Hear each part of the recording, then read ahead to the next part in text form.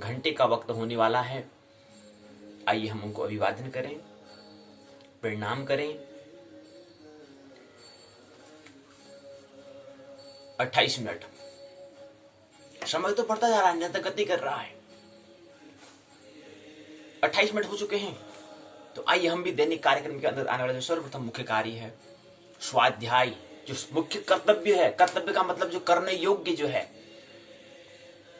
वो कार्य में आइए, स्वाध्याय में आइए प्रवेश करें। तो अस्त 7:07, उदय जो है 7:07 में, अस्त होगा 17:31 में। जानते हैं पाठशाला के दो भाग, पहले भाग को हम पाठ्यचर्या प्रश्नोत्तर चर्चा कहते हैं, दूसरे भाग को पाठ्यक्रम पाठ्य चर्चा कहते हैं।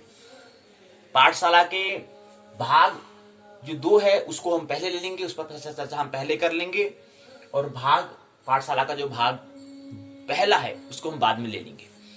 पाठशाला का जो भाग दो है, आइए इसको लेते हैं। ज्योतिष के आज 10वें दिवस में प्रवेश कर रहे हैं। उत्तराखंड मुक्त विश्वविद्यालय हल्द्वानी के पाठ्यक्रम के सिलेबस के तहत हम बात करते हैं, पाठों पर चर्चा करते हैं।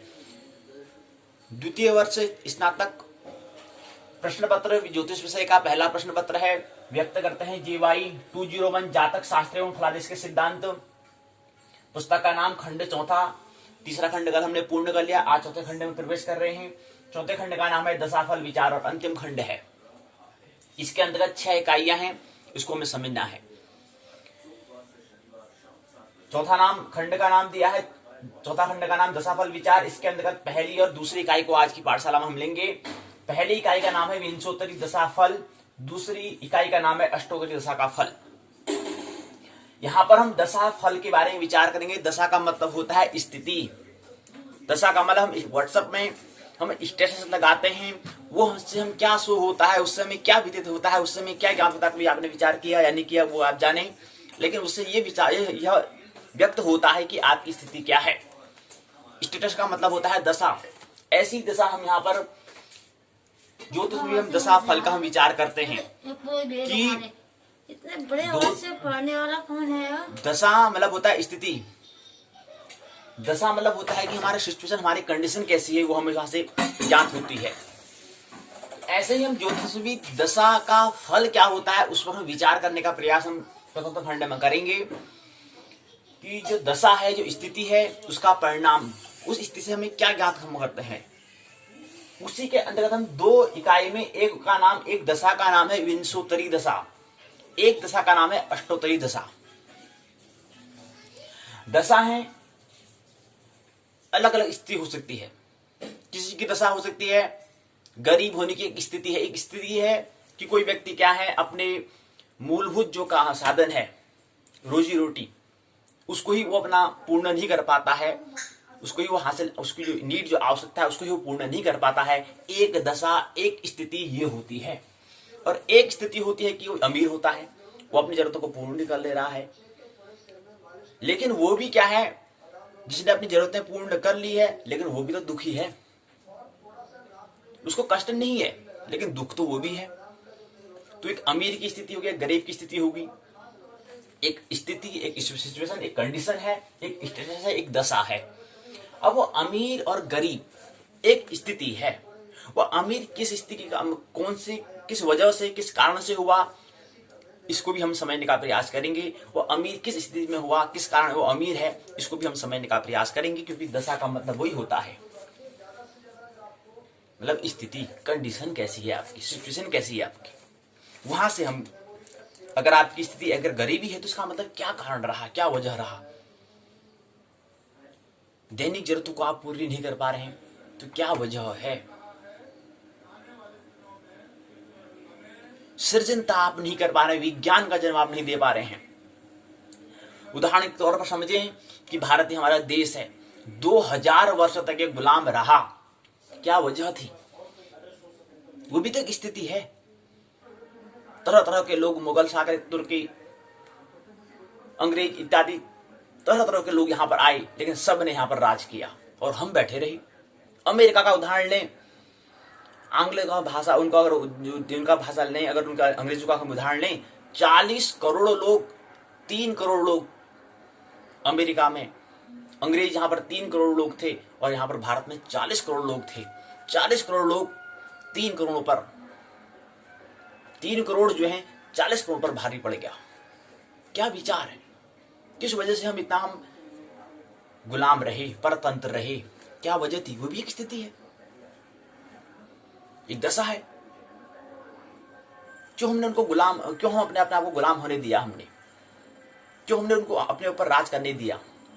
क्या वजह रही 2000 साल तक हम गुलाम रहे?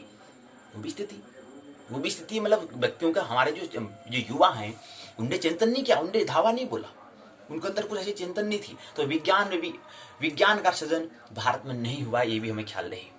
और याद रहे, विज्ञान प्राथमिक तल है, और जो व्यक्ति प्राथमिक तल को नहीं पूर्ण कर सकता है, प्राथमिक तल की जो आवश्यकताओं को पूर्ण नहीं कर सकता है, वह आगे धर्म में क्रांति, आगे अध्यात्म में क्रांति नहीं कर सकता। ये भी ख्याल रहे, ये भी स्पष्ट आप समझिए।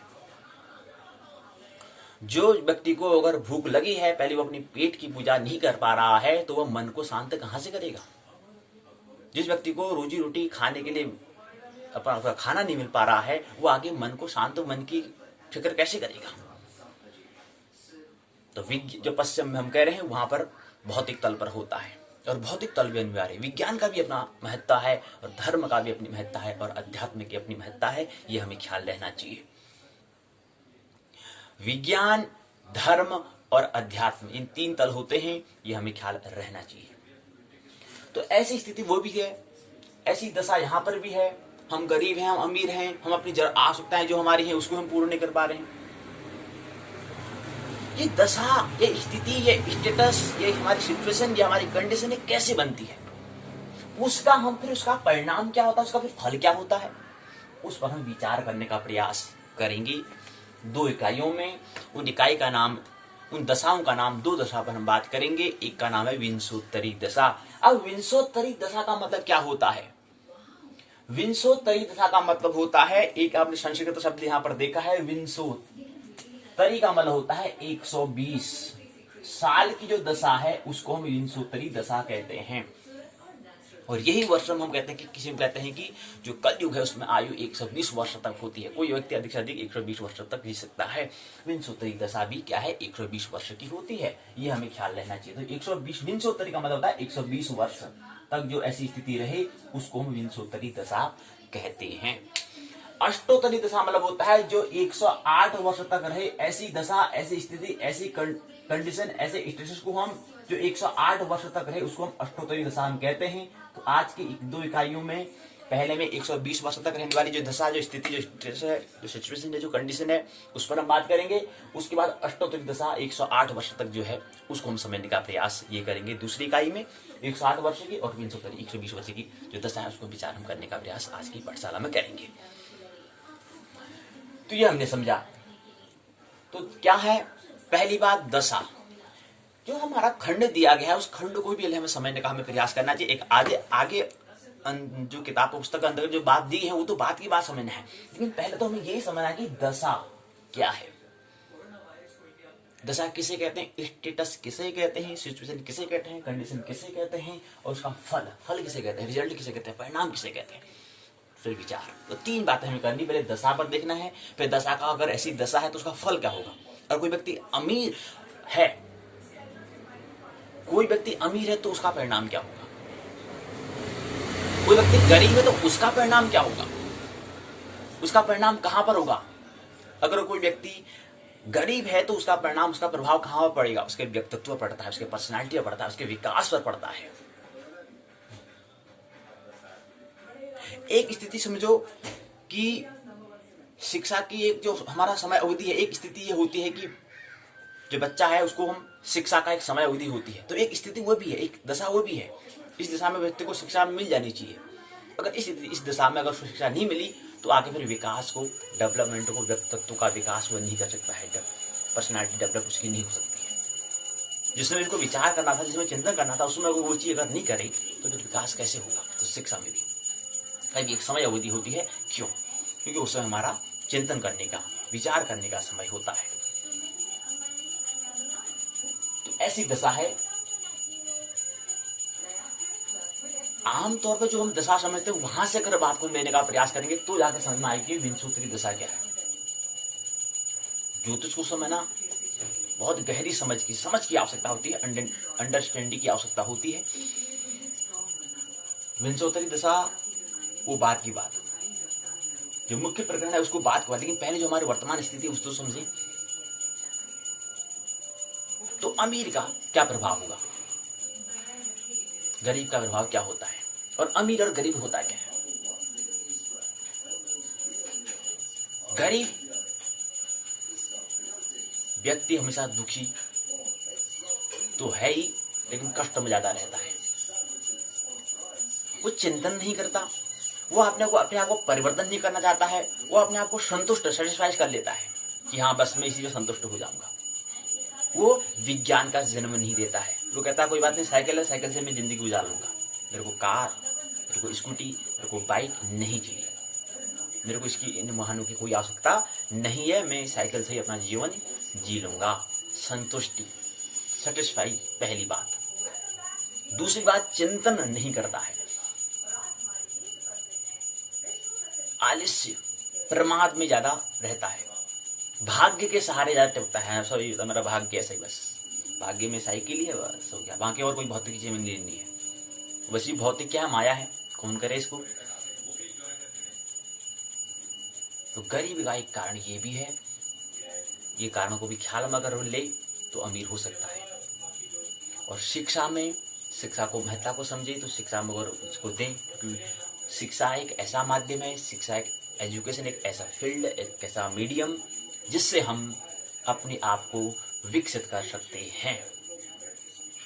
70 साल में जो पुरानी जनरेशन ने, ओल्ड जनरेशन ने जो अनुभव किया, उसको हम 20 वर्ष में न्यू जनरेशन को दे सकते हैं। और जिस माध्यम से दिया जाता है उस मीडियम का नाम है एजुकेशन, उस मीडियम का नाम है शिक्षा, उस माध्यम का नाम है शिक्षा।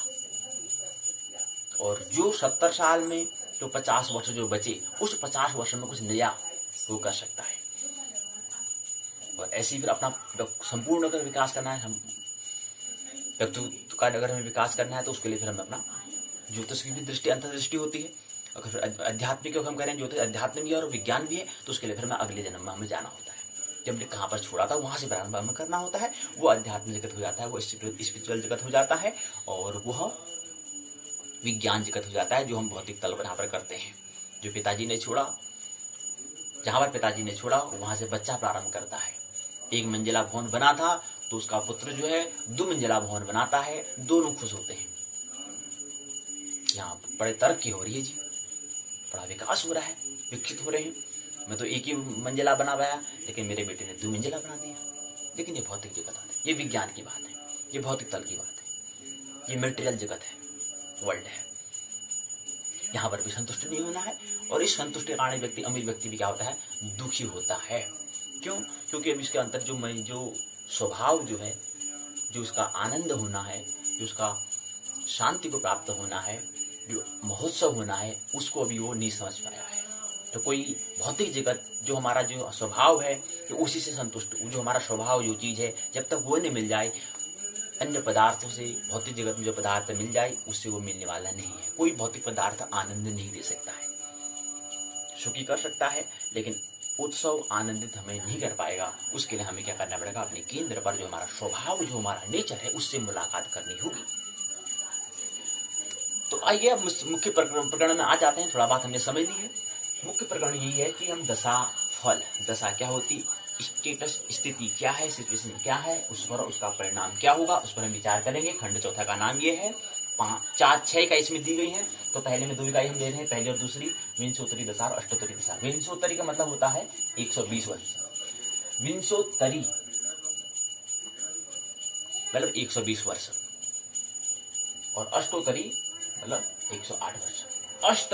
अष्टोत्तरी मतलब 108, दशा मतलब दशा, फिर उसका फल क्या होगा, और विंशोत्तरी मतलब 120 वर्ष, फिर उसका दशा, उसका फल क्या होगा। ऐसी दशा जो 120 वर्ष तक रहती है उसको हम विंशोत्तरी दशा कहते हैं। तो उसका फल क्या होगा उसके बारे में विचार करेंगे पहले इकाई में। दूसरे में अष्टोत्तरी दशा जो है, जो 108 वर्ष तक रहती है, ऐसी दशा का फल, इसका परिणाम क्या होता है, उसको हम समझने का प्रयास करेंगे। तो पहले इकाई में प्रस्तावना, उद्देश्य, पहले चरण में प्रस्तावना, दूसरे चरण में उद्देश्य, तीसरे चरण में विंशोत्तरी दशा परिचय। इसके अंदर 1, 2, 3, 4, 5, 6, 7, 8, 9, 10 बिंदु यहाँ पर दिए गए हैं। पहला, दूसरा, तीसरा, चौथा, पांचवा, छठा, सातवें के यहाँ पर 9 बिंदु दिए गए हैं और 9 बिंदु के भी क्या है फिर 2 भाग दिए हुए हैं। 9 के भी क्या है, जो 9 बिंदु होंगे, जो सातवें चरण का हम कह रहे हैं कि 9 बिंदु हैं, 9 के भी क्या है प्रत्येक के क्या है 2-2 यहाँ पर दिए गए हैं। मतलब 7 ग्रह होते हैं, 7 ग्रह के 2-2 बिंदु यहाँ पर दिए गए हैं। राहु केतु को तो उन्होंने विभाग नहीं किया है, उनके भाग नहीं दिए हैं, क्योंकि 9 बिंदु में क्या है 9 ग्रह हैं। जो सातवें चरण में जो हम समझ रहे हैं यहाँ पर 9 लिखा है, इस 9 के अंदर क्या है, इसके 7 भाग किए हुए हैं। 9 के मतलब क्या है, 9 के फिर 2 भाग हैं, तो वो कितने हैं 7 ग्रहों के होते हैं। तो राहु केतु के 2 भाग नहीं है, अर्थात कहने का मतलब है ये जो 9 है, 9 में से जो 7 भाग होंगे, 7 के 2-2 भाग होंगे। उसके बाद 8वां 9वां कुछ नहीं, 10 में फिर क्या है, इसके 10 में उसके 12 भाग ही है। 10वें जो हिस्सा है, जो 10वां चरण है, उसको 12 बिंदुओं में समझने का प्रयास करेंगे। यहीं पर क्या हो जाएगा हमारा जो तीसरा चरण पूर्ण हो जाएगा। चौथे चरण में बोध प्रश्न होंगे, 5 बोध प्रश्न दिए होंगे, 5 प्रश्न दिए गए, उसको हम लेने का प्रयास करेंगे। 5वें चरण में सारांश, 6ठे चरण में पारंपरिक शब्दावली, 4 बिंदु 4 शब्द यहाँ पर दिए होंगे, उनको समझने का परिभाषा करने का प्रयास हम करेंगे। 7वें चरण में 2 प्रश्न होंगे, 2 दीर्घ निबंधात्मक प्रश्न, दीर्घ उत्तरी प्रश्न होते हैं, उनको लेने का प्रयास। 2 प्रश्न को लेने के बाद लेते ही इकाई पहली विंशोत्तरी दशा पूर्ण हो जाएगी। नामक जो इकाई है विंशोत्तरी दशा फल जो है नामक जो पहली इकाई पूर्ण हो जाएगी। इसके बाद द्वितीय इकाई में अष्टोत्तरी दशा फल द्वितीय इकाई में प्रवेश करेंगे। पहले चरण में प्रस्तावना, दूसरे चरण में उद्देश्य, तीसरे चरण में अष्टोत्तरी दशा परिचय। इसके अंतर्गत 2, 2, 4, 2, 6, 2, 8, 9 भाग है। 9 में 2, 2, 4, 2, 6, 7, 8 में क्या है 1, 2, 3, 4, 5, 6, 7, 8, 9 भाग हैं और 9 किसी 9 ग्रह के हिसाब से ही है। उसके बाद जो हम 2, 2, 4, 2, 6, 2, 8, 9वां का है, 9 के पुनः 9 भाग है। 9 भाग न होकर 7 भाग है, 3, 3, 6 और एक 7, क्योंकि 7 ग्रह है। राहु केतु छाया ग्रह है, उनकी बात नहीं कर रहे हैं, तो यहाँ पर 7 ग्रह दिए गए हैं। 7 ग्रह के अंतर्गत क्या है 12 राशि, क्योंकि उन्होंने कहा कि 12 राशियां होती हैं और उसमें 12 जो हम भाव जो यहाँ पर बात कर रहे हैं, इसमें 12 कोष्ठक होते हैं, 12 स्थान होते हैं और 12 राशि होती हैं और 9 ग्रह होते हैं। लेकिन 9 ग्रह में यहाँ पर केवल 7 ग्रह और 2 ग्रह, 7 ग्रह को लेंगे, 2 ग्रह राहु और केतु को नहीं लेते, वो छाया ग्रह है।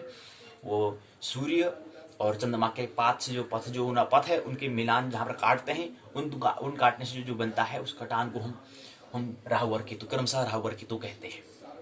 वो छाया ग्रह है। छाया ग्रह मतलब क्या है, जब दोनों पथ आपस में मिलते हैं तो उनकी छाया से क्या मतलब कटान जो पथ बनता है उसको हम कहते हैं। लेकिन जब छड़ी है, इसकी भी तो छाया है, लेकिन छाया का भी महत्व होता है, ख्याल रखें, छाया का भी महत्व होता है, ये ख्याल रहना चाहिए। तो ये बात समझिए। तो यहाँ पर हम 7 ग्रहों को, उनके जो पहला ग्रह होगा सूर्य के, सूर्य के जो पहला जो ग्रह है सूर्य है, उसके अंदर 12 राशियों को, इसी क्रम से फिर चंद्रमा के 12, इसी क्रम से फिर मंगल के, इसी क्रम से 7 ग्रहों के 12 राशियों को हम समझने का प्रयास यहाँ पर करेंगे। इसके बाद चौथा चरण में बोध प्रश्न होंगे, 2, 2, 4, 5 बोध प्रश्न होंगे, उसको लेने का प्रयास। 5वें चरण में सारांश, 6ठे चरण में पारंपरिक शब्दावली, 3 बिंदु दिए होंगे, 3 शब्दों को समझने का प्रयास करेंगे। उसके बाद 7वें चरण में 2 प्रश्न होंगे और 2 प्रश्नों के साथ इकाई दूसरी अष्टोत्तरी दशा क्या है, उसका फल क्या होता है, इसको हम विराम दे देंगे और एक यहीं पर क्या हो जाएगी, पाठशाला का जो भाग दूसरा है वो पूर्ण हो जाएगा और उसके बाद सीधे हम पाठशाला के भाग 1 में प्रवेश करेंगे। आइए इसको हम तो थोड़ा पुस्तक के माध्यम में समझे कि बात क्या हमें समझना है, विंशोत्तरी दशा में क्या हमें समझना है। आइए इसको समझिए।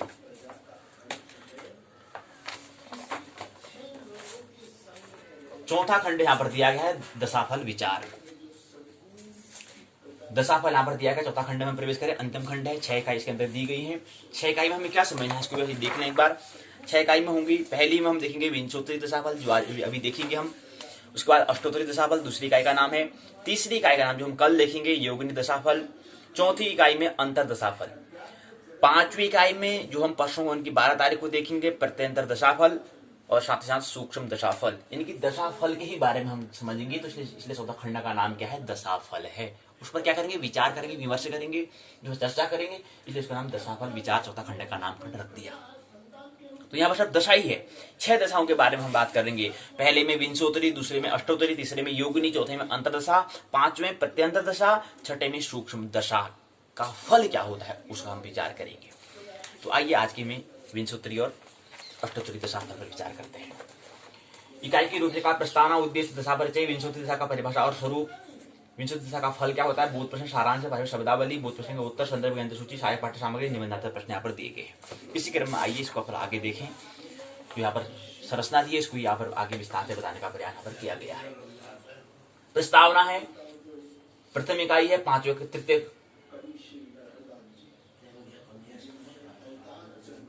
चौथे खंड की क्या है, विंशति दशा पहली इकाई है। अब दशा का मतलब क्या होता है? जन्म कुंडली में ग्रहों का जो भी शुभ अशुभ फल होता है वह उन ग्रहों की दशा अंतर्दशा में जातक को प्राप्त होता है।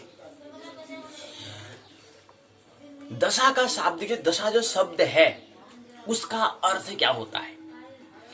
तो कहते हैं कि दशा शब्दादिक जो दशा शब्द है उसका अर्थ होता है स्थिति। कलौ पराशरीर दशा के अनुसार कलयुग में विंशोत्तरी दशा का विशेष महत्व होता है। ये कलयुग, सतयुग, त्रेता, द्वापर, कलयुग, चार युग कहते हैं ना, ये युग हमारे मनुष्य की दशा है। जैसे हमने कहा स्वर्ग नर्क हमारे कोई भौगोलिक स्थिति नहीं है, कोई भूगोल में होगा ऐसा वाला नहीं है, भौगोलिक दशा नहीं, वो भाई हमारी क्या है, मनुष्य दशा है। ऐसे ही कलयुग, सतयुग, त्रेता, द्वापर, ये जो कलयुग हम चार युग कहते हैं, ये भी हमारे मन की दशा होती है, ये भी हमारे मन का स्तर है। कि सतयुग में कहते हैं कि 4 पाद होंगे, सतयुग, त्रेता में 3 होंगे धर्म के, फिर द्वापर में 2 हो जाएंगे, फिर कलयुग में 1 ही रह जाता है। ये थोड़ा बातें को समझो, थोड़ा हमारे काव्य जगत की यहाँ पर बातें हैं, उसको समझने के लिए हमें काव्य का ही, हमें हृदय ही पूर्ण ही होना पड़ता है। लेकिन नहीं इसको मस्तिष्क से समझेंगे तो दुर्घटना होगी। तो ऐसा नहीं, वो भी हमारे मन की दशा है। कोई स्वर्ग नरक ऊपर नहीं होता है, वो हमारे साथ होता है। ऐसे हमारा कलयुग, सतयुग, त्रेता, द्वापर, चार युग बता रहे हैं, वो भी ये क्या है, हमारे मन की दशा है। ये हमें ख्याल दें। तो कह रहे हैं कि विंशोत्तरी दशा का महत्व होता है। अब विंशोत्तरी दशा क्या है उसको समझने का हम प्रयास कर रहे हैं। लग्न, राशि, नक्षत्र, भाव, ग्रह, स्पष्ट, कर्म, कारक आदि विषयों पर हमने बात कर ली है, या द्वितीय वर्ष हमने बात कर रहे हैं, कर ली है हमने। पहले लग्न के बारे में, फिर राशि के बारे में, नक्षत्र के बारे में, भाव के बारे में, ग्रह स्पष्ट के बारे में, फलादेश, कर्म, फिर कारक आदि हमने विषयों पर हमने चर्चा कर ली है। अब हम यहाँ पर क्या करेंगे, विंशोत्तरी दशा, उसका साधन कैसे करते हैं, उसका फलादेश संबंधी विषयों का हम यहाँ पर अब आने वाले जो शेष जो हमारे 6 इकाइयां हैं चतुर्थ खंड के अंदर आने वाली हैं, उसको हम समझने का प्रयास करेंगे। उद्देश्य यहाँ पर दिए हैं, 5 उद्देश्य हैं। दशा क्या होती है, इसकी परिभाषा बताओ। विंशोत्तरी दशा का महत्व क्या होता है, परिभाषा, महत्व, निरूपण, स्वरूप का वर्णन, फलादेश अनुसार का निरूपित करने का, विंशोत्तरी दशा में फलादेश आदि को निरूपित करने का समर्थ। ये 5 उद्देश्य यहाँ पर दिए, परिभाषा, महत्व, निरूपण, स्वरूप, वर्णन, फलादेश आदि को निरूपण करने में समर्थ होते हैं। ये 5 उद्देश्य यहाँ पर दिए गए हैं। विंशोत्तरी दशा परिचय, इसमें शुभ और कौन सा समय अशुभ होता है, समस्त चराचर प्राणियों के जीवन काल में कौन सा समय शुभ होता है, कौन सा समय अशुभ होता है, इसका विवेक ज्योतिष जो शास्त्र है उसमें अभिष्ट कालावधि में प्रचलित दशा और महादशा के आधार पर होता है। जन्मांग चक्र जो हमने कहा कि जो इसमें अगर हम ग्रह और भाव और इसमें राशि को अगर निकाल दें तो ये जन्मांग चक्र बन गया, ये चक्र बनता है। जन्मांग चक्र की जन्म से संबंधित अगर हम बात रखेंगे तो जन्मांग चक्र रहेगा। इसमें लग्न, अगर इसमें हम राशि के साथ रखेंगे तो राशि वाला बन जाएगा, चंद्र के साथ रखेंगे तो चंद्र बन जाएगा। लेकिन अभी वर्तमान में जन्मांग चक्र है, जन्म कुंडली है, लग्न कुंडली है, जन्म के समय मानचित्र, उसकी बात कर रहे हैं। लेकिन उस समय अगर हम खाली केवल कोष्ठक में बनाए तो जन्मांग चक्र बन जाएगा, लेकिन चक्र होगा।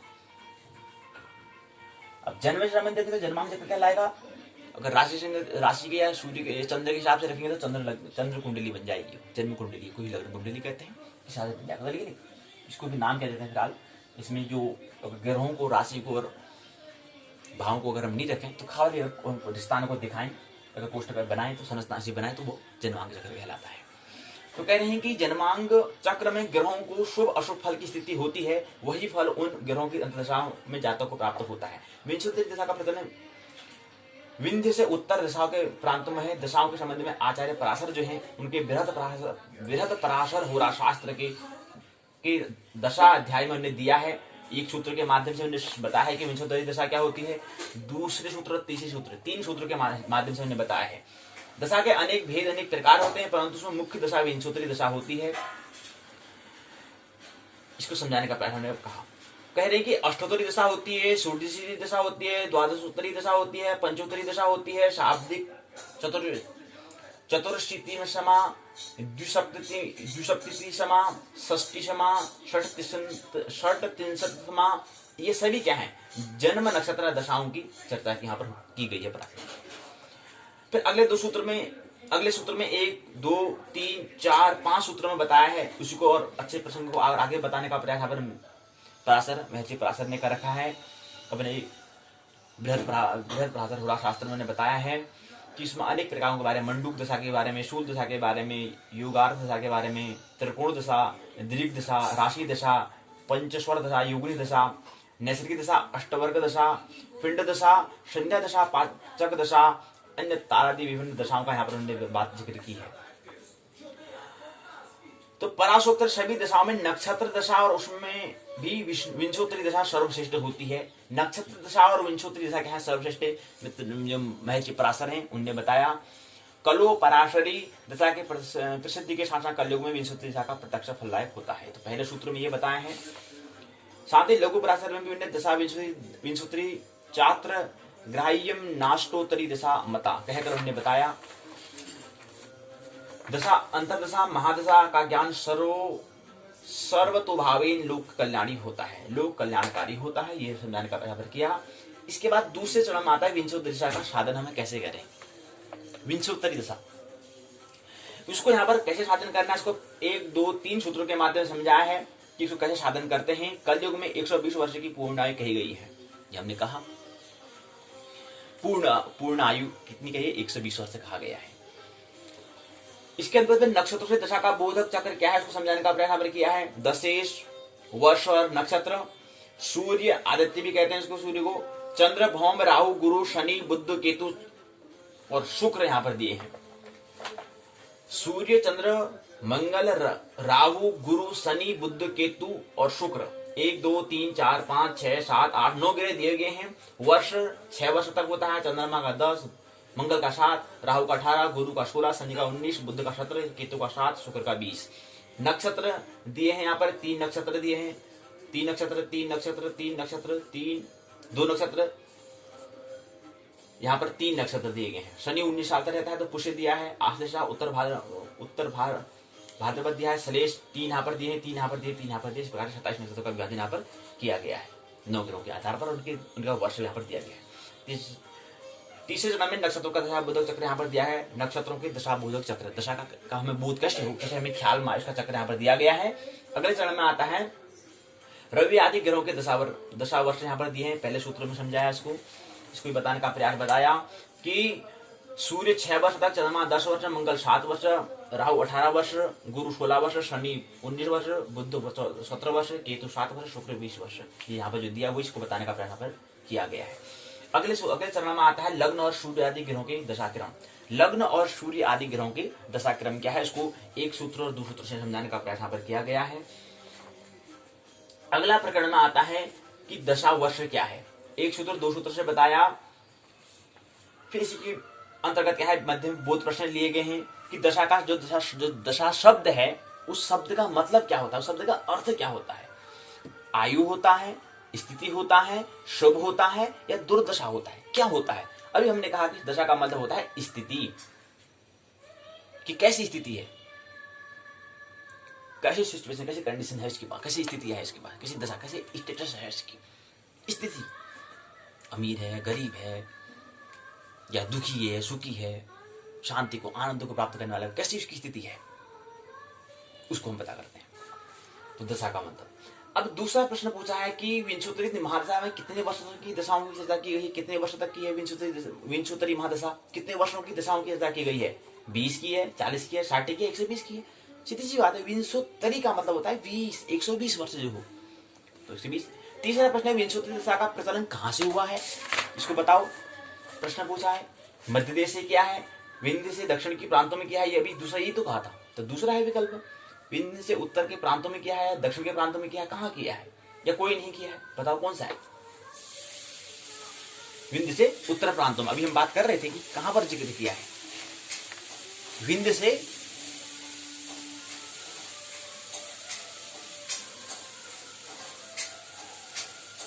उत्तर दिशाओं के प्रांत में क्या है, विंध्य से उत्तर दिशाओं में, तो कौन सा हो जाएगा, तीसरा, विंध्य से उत्तर प्रांतों में किया गया है।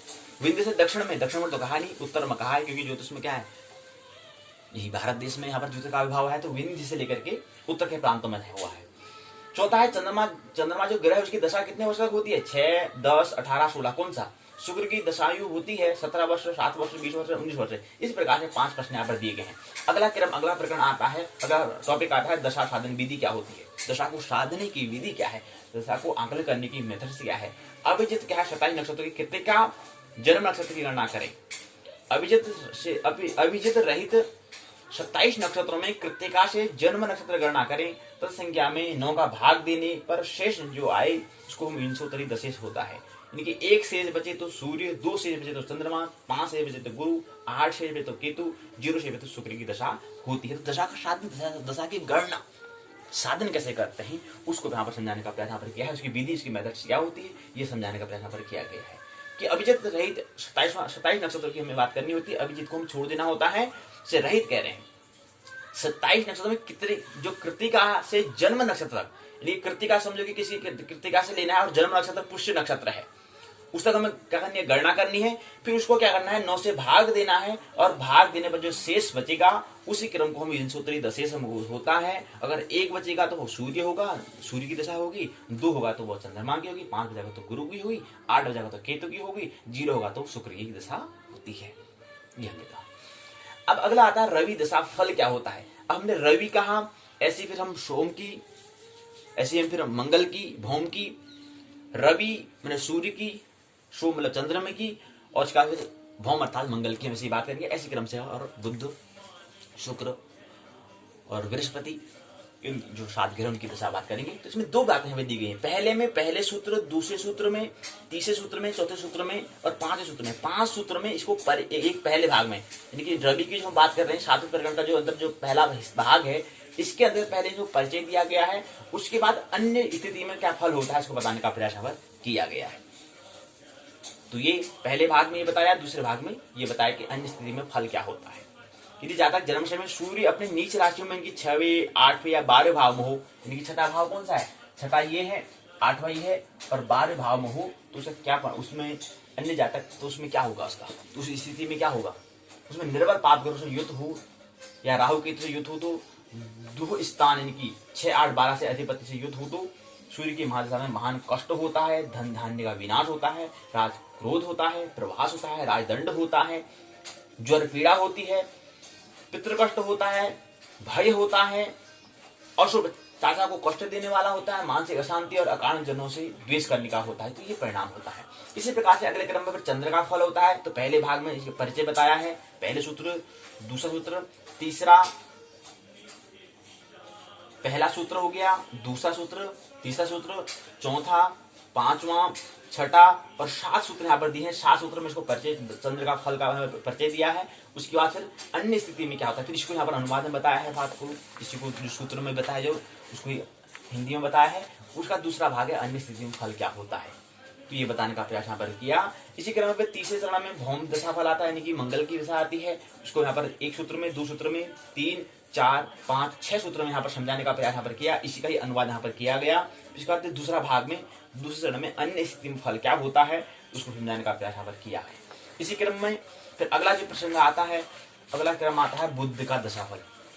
अगला ग्रह चौथे नंबर में बुध आता है, उसकी दशा का फल, वो ऋषि दशा है तो उसका फल परिणाम क्या होगा इसको बताने का प्रयास पहले सूत्र में, दूसरे सूत्र में, तीसरे सूत्र में, चौथे सूत्र में, 5वें सूत्र में किया है। इसी को अनुवाद में समझाने का प्रयास, पहले चरण में परिचय, दूसरे चरण में अन्य फल क्या है इसको समझाने का प्रयास यहाँ पर किया है। यहाँ से लेकर यहाँ बात पूर्ण कर दी है।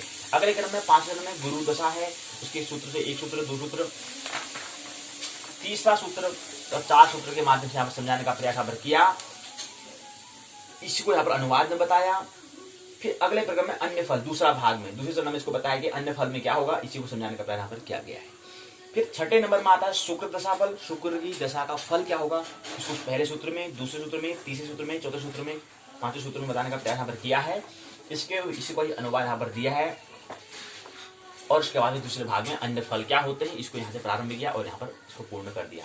इसी क्रम में 7वें नंबर पर शनि के दशाफल क्या है इसको बताने का प्रयास 1, 2, 3, 4 सूत्र में यहाँ पर किया गया है। इसी को अनुवाद में बताया है। और इसी क्रम में फिर इसका दूसरा चरण जो है दूसरे चरण को 1 सूत्र, 2 सूत्र, 3 सूत्र के माध्यम से, 4 सूत्र के माध्यम से यहाँ पर समझाने का प्रयास किया गया है। इसी क्रम में फिर राहु केतु आते हैं, इसके 2 चरण नहीं होंगे, इसका एक ही परिचय दिया है, तो इसको 1 सूत्र से 2 सूत्र, 3, 4, 5, 5.5 सूत्र में यहाँ पर समझाने का प्रयास यहाँ पर किया है, इसको अनुवाद में बताया। इसी क्रम में केतु का भी एक ही भाग है, इसको 1 सूत्र, 2, 3, 4, 5, 6 सूत्र में समझाने का प्रयास किया, इसी को फिर अनुवाद के माध्यम से समझाने का प्रयास यहाँ पर किया है। तो यहीं पर क्या है, जो हमारा जो 7वां चरण था, 7 के चरण की जो हम बता रहे थे, जो हम यहाँ पर कह रहे थे, 7वें चरण अंदर के 9 चरण होंगे, 9 के हमने जो 7 ग्रह कहा था उनके क्या होंगे, 2 भाग होंगे, और राहु केतु का कोई भाग नहीं था। ये यहाँ पर पहुंचे हैं। अब हम यहाँ पर ये 7वां, 8वां, 9वां, 10वें भाग में जाएंगे। तो 8वें भाग में क्या है, 8वें भाग में जन्मकालीन दशा का भुक्त भोग्य साधन कैसे करते हैं, भुक्त और भोग्य का साधन कैसे करते हैं, कैसे गणना करते हैं। साधन का मतलब होता है गणना करना, हिसाब करना, उसे कैसे करते हैं, उसको समझाने के बाद सूत्र के माध्यम से किया है कि दशामानम भयात घिनम भभोगेतम हितम फलम दशायाम भुक्त वर्षाद्यम भोग्यम मानात विशोधितम। उसको यहाँ पर अनुवाद में बताया कि कैसे उसको हम दशा भुक्त भोग्य साधन करेंगे। जन्मकालीन दशा का जो है, जन्मकालीन के समय जो हमारी दशा है, उसका भुक्त और भोग्य साधन हम कैसे करें, कैसे गणना करें, कैसे हिसाब करें, उसको बताने का प्रयास सूत्रों के माध्यम से किया।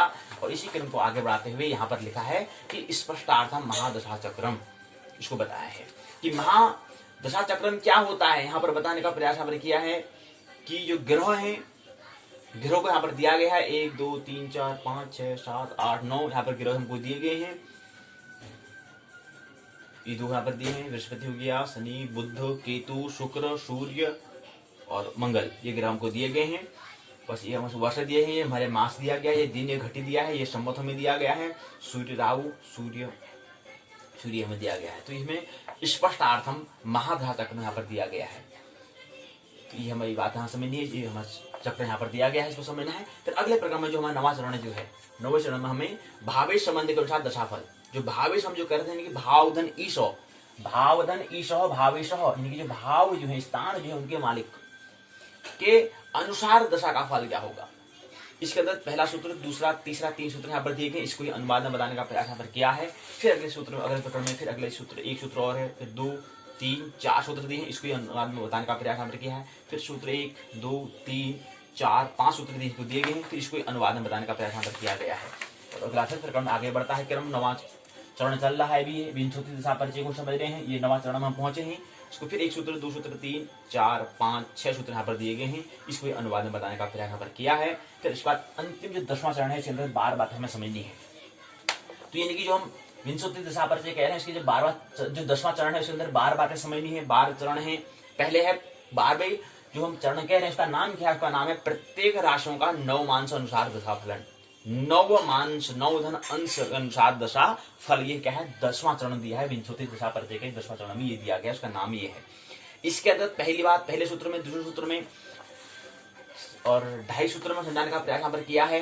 उसके अंदर क्या है, यहाँ पर इसके 12 हमने कहा, यानी कि 9 जो 10वां हिस्सा 12 मतलब 12 राशियों के हिसाब से समझना है, क्योंकि उसका 10वां का जो भाग, उसका नाम ही क्या दिया है, उसका नाम है कि प्रत्येक राशियों, प्रत्येक मतलब राशि मतलब जो 12 राशि है, मेष, वृष, मिथुन, कर्क, सिंह, कन्या, तुला, वृश्चिक, धनु, मकर, कुंभ, मीन, जो 12 राशियां हैं, प्रत्येक राशियां की बात कर रहे हैं, उसका 9 अंश अनुसार, 9 अंश के अनुसार, नवांश के अनुसार दशाफल, उसको देने का प्रयास 12 राशियों के हिसाब से दिया है। तो पहले क्रम में आता है मेष राशि का फल क्या होता है, ये समझाने का प्रयास 1 सूत्र, 2.5 सूत्र के माध्यम से समझाने का प्रयास यहाँ पर किया कि मेष राशि में मेष के ही नवांश में काल चक्र दशा को रक्त पीड़ा, वृषभ के अनुसार में धन धान्य की वृद्धि, मिथुन में ज्ञान युक्ति, कर्क के नवांश में धनाधीश, सिंह के नवांश में शत्रु पीड़ा, कन्या में स्त्री का विनाश, तुला में राजा का मंत्री, वृश्चिक में मरण, धन के नवांश में काल, धनु के नवांश में काल चक्र दशा हो तो अर्थ का लाभ होता है। इसी क्रम में वृषभ राशि का फल दिया है 1 सूत्र, 2.5 सूत्र के माध्यम से समझाने का प्रयास यहाँ पर किया है। फिर इसी क्रम में मिथुन गत नवमांश राशियों का दशाफल क्या होता है, 1, 2, 2.5 सूत्रों में समझाने का प्रयास यहाँ पर किया। फिर इसी क्रम में अगला क्रम आता है कर्क राशि, नवमांश राशियों के दशाफल अनुसार कर्क की नवमांश दशा में संकट, सिंह में राजक्रोश, कन्या में भ्रात आदर, तुला में दूसरों का उपकार, वृश्चिक में पितृबाधा, धनु में ज्ञान धन का अभ्युदय, मकर में जल से भय, कुंभ में धान्य वृद्धि, मीन में सुख और संपत्ति में वृद्धि होती है। ये कर्कगत नवमांश राशियों का दशा का फल ये होता है।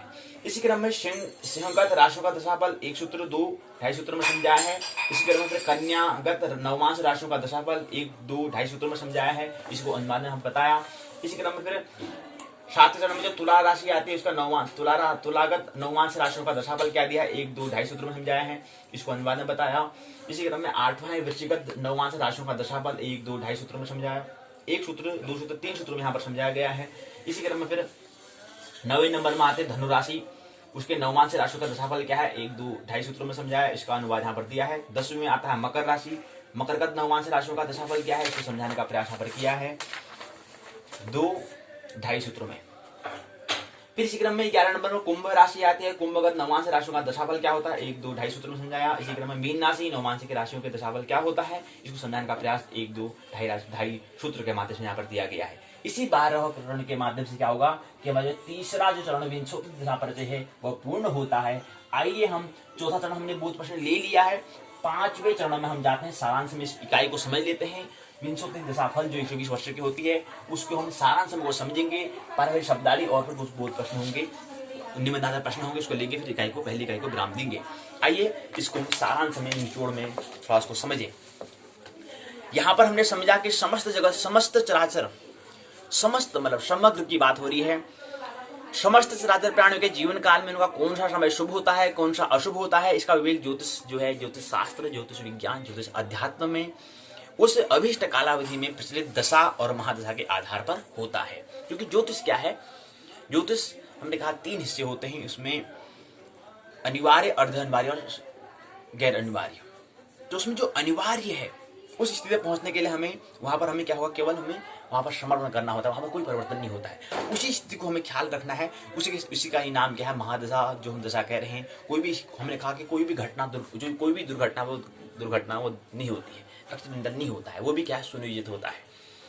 इसको समझने का प्रयास, इसी हिसाब से महादशा जो है उसको हम ज्योतिष के हिसाब से देखते हैं। और ज्योतिष का क्या है, मूलतः भविष्य में देखना, भविष्य में क्या होगा, आने वाले 10 वर्षों में क्या होगा, आने वाले 20 वर्षों में क्या होगा, आने वाले समय में क्या होगा, ये बच्चा का जन्म हुआ है, ये आगे जीवन तक क्या बन पाएगा, इसमें जो इसका जो व्यक्तित्व का विकास हो पाएगा नहीं हो पाएगा, यानी कि भविष्य में देखना होता है मूलतः ज्योतिष का। तो उसी के आधार पर हम इसका शुभ और अशुभ समय क्या है इसको हम देखते हैं, उसको हम हिसाब दशा और महादशा के हिसाब से देखते हैं। स्थिति तो जन्मांक चक्र में ग्रहों की जो शुभ अशुभ फल की स्थिति होती है वही फल उन ग्रहों की दशा अंत दशा में जातक को प्राप्त होता है। हमने कहा कि ग्रह कोई भी है यहाँ पर संयुक्त है, एक दूसरे को प्रभावित करते हैं। तो ग्रह की अगर ऐसी स्थिति है, अगर ऐसी दशा है, अगर ऐसी स्थिति है तो उसका प्रभाव व्यक्ति पर भी पड़ेगा, उसके जीवन पर भी पड़ेगा। तो ये हमें इसको देखने के लिए हमें उसकी जो अनिवार्य जो इसेंशियल जो चीज है उसको समझने के लिए हम इसको ख्याल में लेने के लिए हमें चर्चा करनी होती है। तो वही फल उन ग्रहों की दशाओं के बाद जातक को प्राप्त होता है। विंशति दशा का प्रचलन विंध्य से लेकर के उत्तर दशाओं में हुआ है, प्रांतों में हुआ है, प्रांतों मतलब देशों में, दशा के प्रांतों मतलब हिस्सा पृथ्वी का। दशा के अनेक भेद होते हैं परंतु मुख्य दशा विंशोत्तरी दशा होती है जो सर्वसाधारण के हितकारी होती है। अन्य विद्वानों ने बताया अष्टोत्तरी, षोडशी, द्वादश, पंचोत्तरी, शाब्दिक, चतुर्शीति, समा, द्विसप्तति समा, षष्टी समा, षष्ट त्रिशंतत समा आदि भी क्या है जन्म नक्षत्र आधारित दशाओं की सजा यहाँ पर की गई है। दशाओं में काल दशा, चक्र दशा, सभी दशाओं में मान्य काल चक्र दशा कही गई है। सभी मान्य में काल चक्र जो है, हम बता रहे कि इसमें दशाओं में काल दशा और दशा चक्र दशा भी होती है, लेकिन इसमें कह रहे हैं कि काल चक्र दशा कही गई है। काल चक्र ये समय की काल का चक्र वर्तुल की एक दशा कही गई है। इतर इसके अलावा चर दशा, स्थिर दशा, केंद्र दशा, कारक दशा, ब्रह्मग्रह दशा भी कही गई है। किसी ने मंडूक दशा, शूल दशा, योगार्थ दशा, दीर्घ दशा, त्रिकोण दशा, राशि दशा, पंचस्वर दशा, योगिनी दशा, पिंड दशा, नैसर्गिक दशा, अष्टवर्ग दशा, संधि दशा, संध्या दशा, पाचक दशा, अन्य तारादि विभिन्न दशा का भेद भी प्रकार ही बताए हैं। सभी दशाएं सर्वसम्मत नहीं है, अर्थात व्यवहार में उपयोगी नहीं है। पराशर मित्र महर्षि पराशर जो है उनके उक्त के अनुसार सभी दशाओं में नक्षत्र दशा तथा उसमें भी क्या है नक्षत्र दशा में से भी सर्वमहत्वपूर्ण विंशोत्तरी दशा सर्वश्रेष्ठ है। यानी कि नक्षत्र की भी दशा, नक्षत्र की स्थिति, दशा मतलब स्थिति, कहाँ पर उनकी अभी नक्षत्र कहाँ पर स्थित है। नक्षत्र मतलब तारे, तारे कहाँ पर हैं, मतलब तारे जो है तारों, नक्षत्र मतलब तारों जो समूह जो है, तारों का समूह की दशा मतलब कहाँ पर है, स्थिति कहाँ पर है, उसको हम नक्षत्र दशा कहते हैं। उसमें जो सभी दिशाओं में क्या है, नक्षत्र दशा है, और नक्षत्र दशा था उसमें भी क्या है, सर्वश्रेष्ठ क्या है, विंशोत्तरी दशा है। तो दशा का शब्द जो शब्द है इसका मतलब होता है स्थिति। विंशोत्तरी दशा 120 वर्ष की दशा को हम विंशोत्तरी महादशा हम कहते हैं। यानी कि विंशोत्तरी दशा जो है वो क्या है, 120 वर्ष की दशा। ऐसी दशा जिसकी समय अवधि 120 वर्ष की हो उसको विंशोत्तरी दशा कहते हैं। इसको महादशा भी हम कहते हैं। यह विंध्य से लेकर के उत्तर प्रचलित प्रांत में हुई है। काल चक्र का मतलब होता है समय से संबंधित चक्र, ऐसा चक्र जिसमें क्या हो, समय के बारे में बताया हो। समय मतलब जो छोटा हम बात करते हैं, समय का थोड़ा आगे भी दीर्घ रूप फिर काल होता है, और काल का भी फिर दीर्घ रूप क्या होता है, शाश्वत सनातन होता है। जहाँ पर टाइम, समय और जो हम काल जो हम बात करते हैं, वर्तमान भूत भविष्य बात करते हैं, वो भी शून्य हो जाता है, वो शाश्वत है। लेकिन समय जो आमतौर पर कहते हैं कितना बज गया, वो बज गया, वो समय होता है। यानी कि हम एक दिन का हिसाब जो रखते हैं वो समय में रखते हैं। लेकिन उसको फिर अगर हम फिर क्या करें, युग का रखें तो वो काल बन जाएगा। और फिर युगों से भी हम आगे हिसाब किताब के बारे में बात करें, फिर वहां पर कोई हिसाब किताब जहां पर न हो पाए उसको जो हम शाश्वत सनातन कहते हैं। नवमांश राशि के 9 भाग को नवमांश कहते हैं। 30 डिग्री 20 कला का एक नवमांश होता है, ये हमें ख्याल रहे। 30 डिग्री 20 कला का भी एक राशि का एक नक्षत्र क्या है, 13 अंश 20 कला का होता है। तो एक चरणाक्षर भी क्या होता है, एक चरणाक्षर का मान क्या है, 3 अंश 20 कला के बराबर होता है, ये हमें ख्याल रहना चाहिए। बहुत प्रश्न यहाँ पर दिए गए हैं, जो पहले पूछे थे उनका ही उत्तर यहाँ पर दिया गया है। संदर्भ ग्रंथ सूची यहाँ पर दी गई है, सहाय्य पाठ्य सामग्री दी है। निम्नलिखित प्रश्न यहाँ पर पूछे गए 2 निम्नलिखित। पहला, दशा किसे कहते हैं, पहला भाग, प्रश्न का पहला भाग है दशा किसे कहते हैं, यानी कि छोटा हो गया। और विंशोत्तरी महादशा, क्योंकि आप देखो हमने कहा कि दीर्घ उत्तरी क्या होंगे, यानी कि 15 नंबर के पूछे जाएंगे। हमने यहाँ पर कहा कि 15 नंबर के 3 प्रश्न, 15 अंक के 3 प्रश्न पूछे जाते हैं। 15-45 ऐसे बनता है, क्योंकि जो प्रश्न उत्तराखंड मुक्त विश्वविद्यालय जो प्रश्न पूछेगा उसमें क्या आएंगे, हमारे पास बड़े प्रश्न 3 होंगे। इनके 5 में से हमें 3 का हल हमें करना होता है, 3 का हमें उत्तर देना होता है। 5 दिए होंगे, 5 में से कोई 3 हमें चुनना होता है और उनका हमें आंसर देना होता है, उसका हमें हल देना होता है, उसका सवाल का जवाब हमें देना होता है। और वह कितने, 15 अंक का होता है, 15-45। उसका जो लघु उत्तरी जो बता रहे हैं इसमें वो 5 अंक का होता है और 7 प्रश्न होते हैं। तो इस क्रम से 7 में से 35 नंबर का वो बनता है। तो 35 और 45 के योग से 80 का पूर्णांक बनता है। और 20 अंक का हमारा सत्र कार्य असाइनमेंट होता है। इस प्रकार से 100 अंक का क्या बनता है, पूर्णांक होता है। पूर्णांक अब 100 में से कितना हमें अर्जित करना है, हमें ख्याल रहे, उस पर हम चर्चा करें। तो यहाँ पर लेकिन उससे पहले क्या करना है, प्रश्न को हमें समझना है, क्योंकि निबंध में बड़ा प्रश्न अर्थात कौन सा, ये हमें 15 नंबर का पूछा गया है। और इसमें क्या पूछा है, इसने पूछा है कि दशा किसे कहते हैं। इनके प्रश्न का पहला भाग छोटा भाग है इसमें, इनकी 1 नंबर का, 1 नंबर का या कहें 1.5 नंबर का कहें तो वो पूछा गया है, दशा किसे कहते हैं, इसको पहले हमें बताना है। अब कहें कि 15 नंबर में क्या है, 2.5 अंक इसमें मिलेंगे आपको, और शेष 15 में से अगर 2.5 निकलता है 12, 12.5 जो अंक हैं उसमें इसको हमें देना है। यानी कि 12.5 अंक का ये है कि विंशोत्तरी महादशा का साधन की विधि बताओ। पहली बात, इसके भी प्रश्न, इसको भी तोड़ो कि विंशोत्तरी महादशा का साधन की विधि को बताओ, पहली बात ये। और बताते हुए विस्तार से उसका क्या करना है, उल्लेख करना है। विधि को बताना है, लेकिन फिर विधि को भी क्या करना है, फिर विस्तार से बताना है, विस्तृत से बताना है। इनके इसके पुनः 3 भाग, एक प्रश्न को इनकी जो 15 अंक का है उसको हमने 3 भागों में बांट देना है। पहले को हमने 2.5 अंक में बांट देना है। दशा किसे कहते हैं, 2.5 अंक का होगा। 2.5 अंक में कितना हमें लिखना है वो हमें ध्यान देना है कि हमें 2-3 पद हमें लिख देने हैं इसमें, दशा किसे कहते हैं, किसे कहते हैं। तो ये हम 2.5 अंक का हो जाएगा। इसी हिसाब से हमारा फिर क्या है, विंशोत्तरी महादशा का साधन, इनकी उसकी गणना की विधि, मेथड क्या है, उसको विधि को बतानी है। और विस्तार से फिर क्या करना है, इसका उल्लेख भी करना है, जिक्र भी कर देना है। यानी कि विधि में हम जो बताएंगे, मेथड में जो बताएंगे, जो हमें दिया होगा वो फिर विस्तार से बताने के लिए हमें क्या करना पड़ेगा, और उसको वो जोड़ना पड़ेगा। यानी कि 12.5 में से क्या कहें कि विधि का साधन बताना है तो 6 अंक इसमें दे देंगे हम, और विस्तार से बात करने के लिए 6.5 नंबर यहाँ दे देंगे। तो इस बार 6 दूनी 12 और 12.5 नंबर ऐसे बनेंगे। यानी कि इसको भी हम 6 + 6.5 करेंगे। तो इस हिसाब से हमारा क्या बन जाएगा, जो एक प्रश्न जो 15 अंक का हम कह रहे हैं, दशा किसे कहते हैं, विंशोत्तरी महादशा का साधन की विधि बताओ और विस्तार पर उसका उल्लेख करो, जिक्र करो। इस हिसाब से मतलब 2.5 अंक प्लस 6 अंक प्लस 6.5 अंक, इसमें इस तरह से क्या होगा पूरा 15 अंक का प्रश्न बन जाता है। दूसरा प्रश्न है कि ये भी बड़ा प्रश्न है कि विंशोत्तरी महादशा में सूर्य आदि ग्रह, अब सूर्य आदि मतलब कितने 7 ग्रह, 7 धन 2 ग्रह हैं, में शुभ अशुभ फल का विवेचना कीजिए। तो प्रत्येक ग्रह का क्या बताएंगे, तो 7 दूना 14, 7 दूना 14 हो गया, या कहें कि 1.5 की बात करते हैं, इनकी 9 ग्रह होते तो 9 दूना 18, करीब करीब इस तरह से बताना होगा कि विंशोत्तरी महादशा हम कहें कि हमें 7 दूना 14 और एक अंक में विंशोत्तरी दशा क्या है, विंशोत्तरी महादशा क्या होता है, इसको एक अंक में यहाँ बांट देंगे और 14 में 7 दूना 14 ग्रहों को हम वैसे बता देंगे, राहु की तरफ जिक्र कर देंगे।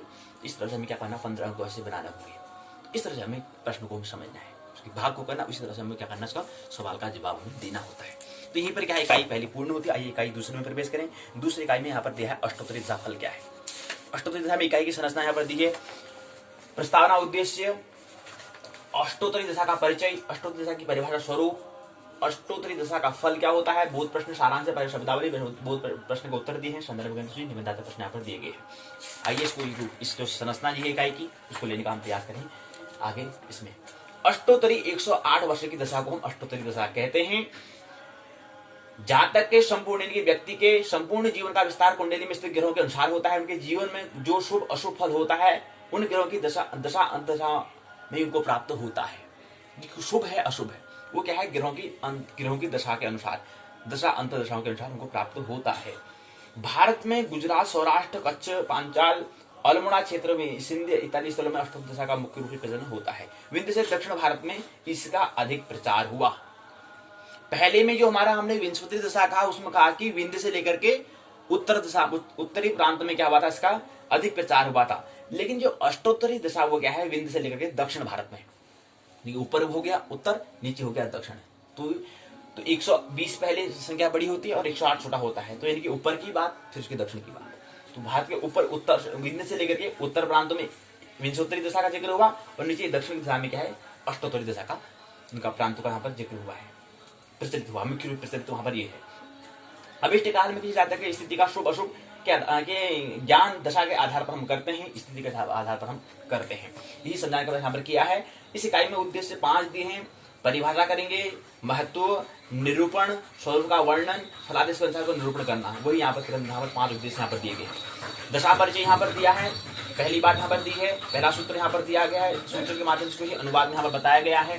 फिर दूसरा सूत्र में फिर पुनः उसको और जिक्र और आगे बढ़ाया कि अष्टोत्तरी दशा का ग्रहण करना चाहिए हमें, तो उसको समझाने का, अष्टोत्तरी दशा को ग्रहण करना चाहिए, उसी सूत्र को समझाना, एक सूत्र में और समझाया है विस्तार से।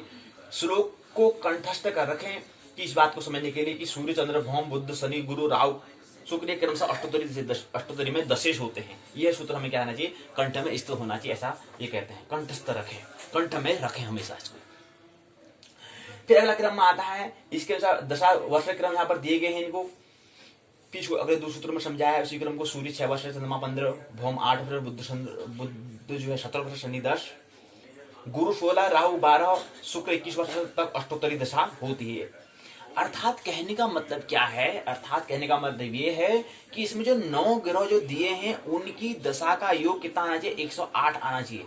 और कहने का मतलब है, अगर मुझे सूर्य 6 वर्ष है, चंद्रमा 15 है, मंगल 8 है, बुध 17 है, शनि 10 है, गुरु 19 है, राहु 12 है, शुक्र 21 है, अगर इनका योग करूंगा तो 108 वर्ष होगा। उसी को हम अष्टोत्तरी दशा कहते हैं। और इसी हिसाब से हम जो विंशोत्तरी दशा 120 वर्ष कह रहे हैं, इस 20 प्रकार से 9 ग्रहों की अगर उनका जो दशा जो है उसका योग क्या होगा, 120 वर्ष तक आएगा। तो ये भी 108 आएगा। तो पहले में परिचय हमने समझा। दूसरे भाग में अष्टोत्तरी दशा का ज्ञान 2 प्रकार से हम करते हैं। अष्टोत्तरी मतलब 108 तक ऐसी स्थिति, ऐसी दशा जो 108 वर्ष तक रहे, उसको हम अष्टोत्तरी दशा कहते हैं। इसमें इसके 2 प्रकार, 2 टाइप्स होते हैं। पहले को हम आर्द्रादि दशा कहते हैं, दूसरे को कृत्तिकार दशा हम कहते हैं। सर्वत्र नक्षत्र आद्रा जो हम कह रहे हैं, नक्षत्र कह रहे हैं, से गणना कर अष्टोत्तरी दशा का विचार किया जाए तो उसको हम आर्द्रादि दशा हम कहेंगे। इनके आर्द्रा नक्षत्र से अगर हम जो गणना करेंगे, सभी सर्वत्र नक्षत्र की हम गणना कहां से करें, आर्द्रा जो नक्षत्र है, आर्द्रा जो नक्षत्र है वहां से गणना कर प्रारंभ करें, अष्टोत्तरी दशा का विचार करें, वहां से अगर उस नक्षत्र से अगर प्रारंभ करते हैं तो ऐसी दशा को हम आर्द्री दशा हम कहेंगे। पहला प्रकार। दूसरा प्रकार कृत्तिका दशा, ये कृत्तिका नक्षत्र जहां पर हम हिसाब करेंगे, गणना करेंगे तो वह कृत्तिका दशा बन जाएंगे। दो प्रकार के अष्टोत्तरी दशा होती है, ये हमने समझा। अगला प्रक्रम में सूत्र में समझाने का प्रयास किया गया है, फिर उसको अनुवाद में यहाँ पर दिया गया है। इसी क्रम में अगला प्रक्रम आता है, फिर अष्टोत्तरी दशा में बोधक चक्र यहाँ पर दिया गया है। दशेश होते हैं, वर्ष और नक्षत्र होते हैं, सूर्य चंद्र मंगल बुध शनि राहु गुरु राहु शुक्र ये दिया गया है। इनका योग क्या होगा, 108 होगा, इसलिए इसको अष्टोत्तरी दशा बोलते हैं। यही नक्षत्र 27 नक्षत्र यहाँ पर रखे गए हैं कि नाम से सूर्य चंद्र मंगल बुध शनि गुरु राहु और शुक्र के यहाँ पर रखा गया है। 1 2 3 4 5 6 7 8, पता नहीं केतु कहाँ पर गया, ये पता नहीं चला इनको, केतु को कहाँ रख दिया, केतु को क्यों नहीं रखा है, समझ में नहीं आया बात। यहाँ पर सूर्य चंद्र मंगल बुध शनि गुरु राहु शुक्र, केतु कहाँ गया, तो केतु का यहाँ पर जिक्र नहीं किया है, तो इनका 108 है। इसका अगला चरण आता है अष्टोत्तरी दशा साधन, कैसे करेंगे, गणना हम कैसे करेंगे। एक सूत्र 2 3 4 सूत्र में समझाने का प्रयास यहाँ पर क्या है, उसी के ऊपर अनुवाद में यहाँ पर बताया है। अगला में आता है अष्टोत्तरी दशानयन को बताने का प्रयास 5 चरण में बताया है। इसको समझाने का प्रयास यहाँ पर 2 सूत्र से किया गया है। इसी का फिर उन्होंने क्या कर रखा है, इनको अनुवाद में यहाँ पर कर रखा कि बताने का प्रयास। इसी क्रम में विशेष अगले 5 चरणों में विशेष कुछ बातें यहाँ पर दी गई, उसको समझाने का प्रयास यहाँ पर किया, फिर उदाहरण के माध्यम से समझाने का प्रयास यहाँ पर किया गया है। फिर अगला 7 चरण में आता है कि उपयुक्त गणानुसार अष्टोत्तरी दशा चक्र क्या है, गणना के अनुसार अष्टोत्तरी दशा का चक्र क्या है, वो चक्र यहाँ पर दिया गया है हमको, ये चक्र यहाँ पर दिया गया है। इसमें 1 2 3 4 5 6 7 8 ग्रह यहाँ पर रखे गए हैं। तो इसमें केतु राहु केतु का यहाँ पर जिक्र नहीं किया है, यहाँ पर 8 ही ग्रह यहाँ पर रखे गए हैं। फिर दशाधिक वर्ष मास दिन घटी यहाँ पर दिया है, संभव दिया है, और यहाँ पर सूर्य राहु सूर्य और सूर्य कौद यहाँ पर दिया गया है, ये बताने का प्रयास यहाँ पर किया गया है। फिर बोध प्रश्न यहाँ पर दिए गए हैं कि 5 बोध प्रश्न यहाँ पर दिए गए हैं, यानी कि हम यहाँ पर पहुंच गए हैं। बोध प्रश्न 1 2 3 4 5 प्रश्न यहाँ पर दिए गए हैं। पहला प्रश्न है कि अष्टोत्तरी से मतलब क्या होता है, 108 होता है, सीधी सी बात है। दूसरा, अष्टोत्तरी का प्रचलन कहाँ पर है, विंध्य से लेकर के दक्षिण की दिशा में, चौथा वाला विकल्प ठीक हो जाएगा। अष्टोत्तरी दिशा में चंद्रमा की दशा वर्ष है, अष्टोत्तरी दिशा में चंद्रमा की दशा वर्ष होता है, अष्टोत्तरी में चंद्रमा की दशा वर्ष होता है। यहाँ पर तो देखो चंद्रमा कहाँ पर है, 15 वर्ष होता है, देख लो 12 13 14 15 की चौथा वाला विकल्प ठीक हो गया। शुक्ल पक्ष में विचार करने की दशा होती है विंशोत्तरी अष्टोत्तरी दोनों, इनमें से कोई नहीं। शुक्ल पक्ष में विचार करने वाली दशा कौन सी होती है, ये बताओ, चौथा प्रश्न। 5वां है अष्टोत्तरी दशा में शुक्र की दशा वर्ष होते हैं, कितने हो गए शुक्र की, यहाँ पर देखो तुरंत बात, शुक्र यहाँ पर क्या दिया है, शुक्र 21 वर्ष दिया है, 18 नहीं है 21 है, दूसरा विकल्प सही है, 25 भी नहीं है 19 भी नहीं है, ये हमें से देना है। शुक्ल पक्ष में विचार करने वाली दशा है कौन सी, विंशोत्तरी अष्टोत्तरी या दोनों, या इनसे कोई नहीं। शुक्ल पक्ष में, यानी कि जहां पर शुक्ल मतलब होता है उजाला, कृष्ण मतलब काला, यानी कि उजाला जो ऐसा पक्ष जो यहाँ पर उजाला बढ़ते रहे, उसको हम शुक्ल पक्ष कहते हैं। शुक्ल पक्ष पूर्णिमा, कृष्ण पक्ष अमावस्या। कृष्ण पक्ष में जैसे जिस दिन कृष्ण पक्ष चतुर्दशी आएगी, फिर क्या होगी, उसके बाद अमावस्या में पूरा अंधेरा हो जाता है, जबकि पूर्णिमा में पूरा क्या, शुक्ल पक्ष जब का जो चतुर्दशी फिर पूर्णिमा आती है, पूरा चंद्रमा जो उसका आधा हिस्सा जो है वो हमें पूर्ण दिखाई देता है, उसको हम पूर्णिमा कहते हैं। फिर अगला आता है अष्टोत्तरी, 8वें चरण में अष्टोत्तरी दशा का फल क्या होता है बताने का विचार यहाँ पर किया है। अगले क्रम में अष्टोत्तरी दशा का फल का विचार यहाँ पर 9 ग्रह के हिसाब से हम करेंगे, वही बताने का प्रयास यहाँ पर किया है, 9 ग्रह के हिसाब से बताने का प्रयास यहाँ पर किया गया है। पहला आता है रवि, ये जो है ये हम 7 ग्रह कह रहे हैं, 7 ग्रहों के फिर 12 भाग यहाँ पर दिए होंगे। तो फिलहाल ये 9 ग्रह 2 2 4 2 6 2 8 9 की हम यहाँ पर पहुंचे हैं, यानी कि हम 8वें चरण में पहुंचे हैं। पहला दूसरा तीसरा चौथा पांचवा छठा सातवां आठवां, यानी कि यहाँ पर हम पहुंचे हैं अभी अष्टोत्तरी दशा परिचय के हम 8वें चरण में पहुंचे हैं। 9वें चरण में एक और हो जाएगा। तो बोध प्रश्न हमने देख ही लिए हैं 5, उसका फिर सारांश से फिर शब्दावली 3 बिंदु होंगे, प्रश्न 2 दिए होंगे, फिर इकाई दूसरी को विराम देंगे, अष्टोत्तरी दशा फल उसको भी हम विराम देंगे, फिर हम पाठशाला के पहले भाग में प्रवेश करेंगे। तो हमने कहा से पहला अष्टोत्तरी दशा का फल हम विचार कर रहे हैं। इसमें सबसे पहले आता है रवि दशा फल। तो रवि के भी 2 भाग में हो जाएंगे, पहले में परिचय देंगे, पहले सूत्र में ये समझाया, दूसरे सूत्र में भी उसको समझाने का प्रयास किया है, परिचय को समझाने का उसका परिचय हो रहे हैं, तीसरे सूत्र में, चौथे सूत्र में, 5 सूत्र में इसका परिचय बताया है, इसका भी अनुवाद यहाँ पर दिया गया है। अगला क्रम में दूसरे चरण में अन्य स्थिति में फल क्या होता है, अगर अन्य दशा अगर होगी तो उसमें क्या फल होगा, उसको बताने का प्रयास यहाँ पर किया गया है। फिर इसी क्रम में दूसरे क्रम में आता है दूसरा ग्रह चंद्र आता है, चंद्र का फल 1 सूत्र 2 सूत्र 3 सूत्र से समझाने का प्रयास यहाँ पर किया गया है। 2 3 सूत्र यहाँ पर दिए हैं और क्रम आगे बढ़ता है। 4 5, 6, 7 सूत्र से समझाने का प्रयास यहाँ पर किया गया है, इसका ही अनुवाद यहाँ पर किया गया है, ये बताया है। और उसका फिर दूसरी स्थिति में, अन्य स्थिति में फल चंद्रमा क्या होगा उसको बताने का प्रयास दूसरा चरण में ये बताया है। तो ये यहाँ से बात यहाँ पूर्ण कर ली है। तीसरे क्रम में आता है फिर भौम यानी कि मंगल दशा का फल क्या होगा। 1, 2, 3, 4, 5, 6 सूत्र से समझाने का प्रयास किया है, उसी का फिर यहाँ पर अनुवाद यहाँ पर किया गया है। फिर अगले दूसरा भाग होता है अन्य स्थिति में फल क्या होता है, इसको बताने का प्रयास यहाँ पर किया, इनमें बात पूर्ण कर ली है। चौथा क्रम में आता है बुध दशा का फल क्या होता है। 1 सूत्र, 2, 3, 4, 5 सूत्र से समझाने का प्रयास यहाँ पर किया है। ये यहाँ से इसका अनुवाद यहाँ पर हिंदी में बताने का प्रयास किया है और यहीं पर भी बात हमने पूर्ण कर ली है। दूसरा भाग होता है अन्य फल क्या होगा, इसको बताने का प्रयास किया और यहाँ पर बात पूर्ण कर ली है। फिर आता है गुरु दशा फल। 1 सूत्र, 2 सूत्र, 3, 4 सूत्र से यहाँ पर समझाने, 4.5 सूत्र समझाने का प्रयास यहाँ पर किया है, इसको अनुवाद में बताने का प्रयास यहाँ पर किया। इसका दूसरा जो भाग है उसमें अन्य फल में क्या होगा, अन्य अगर अन्य दशा होगी तो उसमें क्या फल होगा, इसको बताने का प्रयास यहाँ पर किया और बात यहाँ पर पूर्ण कर ली है। इसी क्रम में छठे नंबर में आता है शुक्र ग्रह का दशा फल क्या होता है, इसको समझाने का प्रयास 1, 2, 3, 4, 4.5 सूत्र के माध्यम से समझा है, इसको ही अनुवाद यहाँ पर किया गया है।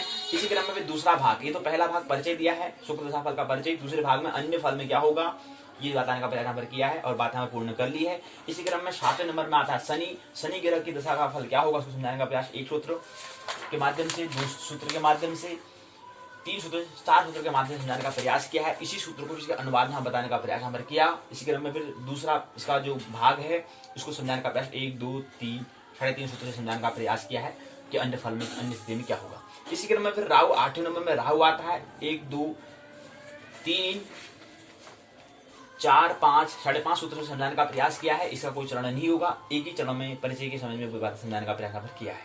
इसी क्रम में 8वें के बाद 9वें नंबर में आता है केतु का दशाफल, इसको समझाने का प्रयास 1 सूत्र के माध्यम से, 2 सूत्र, 3 सूत्र, 4 श्लोक, 5 श्लोक और 6.5 श्लोक के माध्यम से समझाने का प्रयास यहाँ पर किया गया है। इसका अनुवाद यहाँ पर दिया गया है और यहीं पर क्या है 9 ग्रहों के हिसाब से का जो 9 चरण जो है हम कह रहे हैं, इनकी जो 2, 2, 4, 2, 6, 7, 8, 5 चरण के 9 चरण है वो पूर्ण हो जाते हैं। इसके बाद 9वें चरण में आइए प्रवेश करें। 2, 2, 4, 2, 6, 2, 8 9वें चरण में प्रवेश करें। 9वें चरण में क्या होंगे 7 भाग होंगे क्योंकि 7 ग्रह होते हैं, 2 छाया ग्रह को गणना न करेंगे। इसके साथ फिर जो हम ग्रह कह रहे हैं उनके 12 राशियों के हिसाब से देखेंगे, इसलिए हमने 12 लिखा है, 7 ग्रहों को 12 राशियों के हिसाब से हम देखेंगे, वो अगला चरण आ जाएगा। लेकिन जो हम कह रहे हैं कि 9वां चरण है, उस 9वां चरण का नाम क्या है, उस 9वां चरण का नाम है दशा राशि फल, यानी कि दशा यानी कि स्थिति का राशि का में क्या परिणाम होता है, राशि का फल क्या है, राशि में क्या प्रभाव पड़ता है, इसको समझने का प्रयास करेंगे। आइए पहले क्रम में मेष राशि आती है। मेष राशि का सूर्य में क्या फल होगा, वृश्चिक राशि में सूर्य का क्या फल होगा, मिथुन राशि में सूर्य का क्या फल होगा। अब ऐसे ग्रहों के हिसाब से 7 ग्रहों के हिसाब से 12 राशियों को लेंगे, तो हम वही कह रहे हैं कि मेष राशि में सूर्य का फल, वृश्चिक राशि में सूर्य का फल, मिथुन राशि में सूर्य का फल, कर्क राशि में सूर्य का फल, सिंह राशि में सूर्य का फल, कन्या राशि में सूर्य का फल, तुला राशि में सूर्य का फल, वृश्चिक राशि में सूर्य का फल। इसी क्रम में धनु राशि का सूर्य का फल, मकर राशि में सूर्य का फल, कुंभ राशि में सूर्य का फल, मीन राशि में सूर्य का फल यहाँ पर दिया है। इसी क्रम में चंद्र जो दूसरा मंगल है, जो दूसरा जो ग्रह चंद्रमा है, उसके चंद्रमा दशा राशि फल यानी कि दूसरा चरण, यानी कि ये दूसरा चरण यहाँ पहुंचे हैं।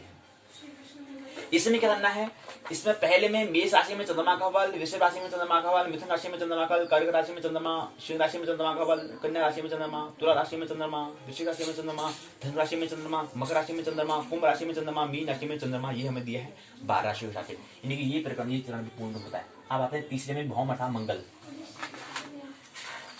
तो मंगल में क्या आता है, मंगल दशा राशि फल क्या होता है, मेष राशि में मंगल का फल, वृषभ राशि में मंगल का फल, मिथुन राशि में मंगल का फल, कर्क राशि में मंगल का फल, सिंह राशि में मंगल का फल, कन्या राशि में मंगल का फल, तुला राशि में मंगल का फल, वृश्चिक राशि में मंगल का फल, धनु राशि में मंगल का फल क्या होगा ये बताने का प्रयास, मकर राशि में मंगल का फल क्या होगा, कुंभ राशि में मंगल का फल क्या होगा, मीन राशि में मंगल का क्या फल होगा। इस हिसाब से 12 राशि पूर्ण, तो तीसरा चरण भी पूर्ण हुआ। इसी क्रम में अगला आता है गुरु दशा राशि फल में मेष राशि जो है उसमें गुरु का फल क्या होगा, वृषभ राशि में गुरु का क्या फल होगा। अगला चरण में है कि मिथुन राशि में गुरु का क्या फल होगा, कर्क राशि में गुरु का फल, सिंह राशि में गुरु का फल, कन्या राशि में गुरु का फल, तुला राशि में गुरु का फल, वृश्चिक राशि में गुरु का फल, धनु राशि में गुरु का फल, मकर राशि में गुरु का फल, कुंभ राशि में गुरु का फल, मीन राशि में गुरु का फल क्या होगा। इसी क्रम में 5वें नंबर में आता है शनि। शनि का मेष राशि में शनि का फल, वृषभ राशि में शनि का फल, मिथुन राशि में शनि का फल क्या है। इसी क्रम में मिथुन के बाद कर्क राशि आती है। कर्क राशि में शनि का फल क्या होगा, सिंह राशि में शनि का फल होगा, कन्या राशि में शनि का क्या फल होगा, तुला राशि में शनि का क्या फल होगा, वृश्चिक राशि में शनि का क्या फल होगा, धनु राशि में शनि का फल, मकर राशि में शनि का फल, कुंभ राशि में शनि का फल, मीन राशि में राशि का फल। इसी क्रम में अगला क्रम में जो है छठे नंबर में बुध आता है। बुध दशा राशिफल में मेष का बुध का फल, वृषभ राशि में बुध का फल, मिथुन राशि में बुध का फल, कर्क राशि में बुध का फल, सिंह राशि में बुध का फल, कन्या राशि में बुध का फल क्या दिया है, तुला राशि में बुध का फल, वृश्चिक राशि में बुध का फल, धनु राशि में बुध का फल, मकर राशि में बुध का फल, कुंभ राशि में बुध का फल, मीन राशि में बुध का फल। इसी क्रम में छठे के बाद सातवें नंबर में आता है शुक्र। शुक्र दशा राशिफल, मेष राशि का शुक्र में फल, शुक्र का फल, वृषभ राशि में शुक्र का फल, मिथुन राशि में शुक्र का फल, कर्क राशि में शुक्र का फल, सिंह राशि में शुक्र का फल, कन्या राशि में शुक्र का फल। इसी क्रम में अगले क्रम में आता है कि तुला राशि में शुक्र का फल, वृश्चिक राशि में शुक्र का फल, धनु राशि में शुक्र का फल, मकर राशि में शुक्र का फल, कुंभ राशि में शुक्र का फल, मीन राशि में शुक्र का फल। इस प्रकार से 7 ग्रहों को हमने समझने का प्रयास यहाँ पर किया। 7 ग्रहों की हमने बात की। 2 जो ग्रह है वो छाया ग्रह है, उसकी हमने यहाँ पर बात नहीं की है, क्योंकि वो ग्रह तो हैं लेकिन छाया ग्रह है। छाया मतलब जो सूर्य का जो पथ है, जो पात जो है, और चंद्रमा का जो पात है, वो जो पात आपस में कहीं मिलते हैं। कहें कि हमारे पास 2 मार्ग हैं, ध्यान का मार्ग, एक भक्ति का मार्ग है, सांख्य मार्ग, योग मार्ग, दोनों कहाँ पर मिलते हैं। इनके पथ जो है एक वर्तुल अगर बनाए तो कहीं पे दोनों एक जगह मिलते हैं। इसी तरह से अगर हमारे पास अगर हम 2 छल्ले लें, उन 2 छल्लों को अगर ऐसे रखें, आड़े तो हाथ से रखें, तो दोनों कहीं पर मिलेंगे। तो जहां पर वो मिलते हैं, समझो कि एक जो छल्ला है, 2 छल्ला है, उन 2 छल्ले क्या है, एक सूर्य का पथ मान लें, एक चंद्रमा का पथ मान लें, तो वो दोनों पथ कहीं पर क्या होते हैं, मिलते हैं। और जहां पर वो मिलते हैं वहां पर एक छाया उनकी बनती है, उसी को हमने छाया ग्रह कहा। उनको जो वहां पर मिलते हैं, एक को हमने राहु, एक को हमने केतु कहा। तो उसका यहाँ पर जिक्र नहीं किया है। 7 ग्रह में हमने रवि, सोम, मंगल, बुध, बृहस्पति, शुक्र और शनि की इन 7 ग्रहों की हमने बात की। रवि सोम भौम मंगल बुध, रवि सोम भौम अर्थात मंगल, फिर बुध, बृहस्पति, शनि और राहु। रवि चंद्र, सूर्य, चंद्रमा, रविवार, सोमवार, मंगलवार, बुधवार, बृहस्पतिवार, शुक्रवार और शनिवार। इस तरह से जिस हिसाब से 7 वार है, उस हिसाब से 7 वार की हमने यहाँ पर बात की। आइए सारांश में, ये हमने बहुत प्रश्न ले लिए 5, सारांश बात समझते हैं, फिर 12वें शब्दावली के 2 प्रश्न देंगे, इकाई को विराम देंगे। सारांश हमने कहा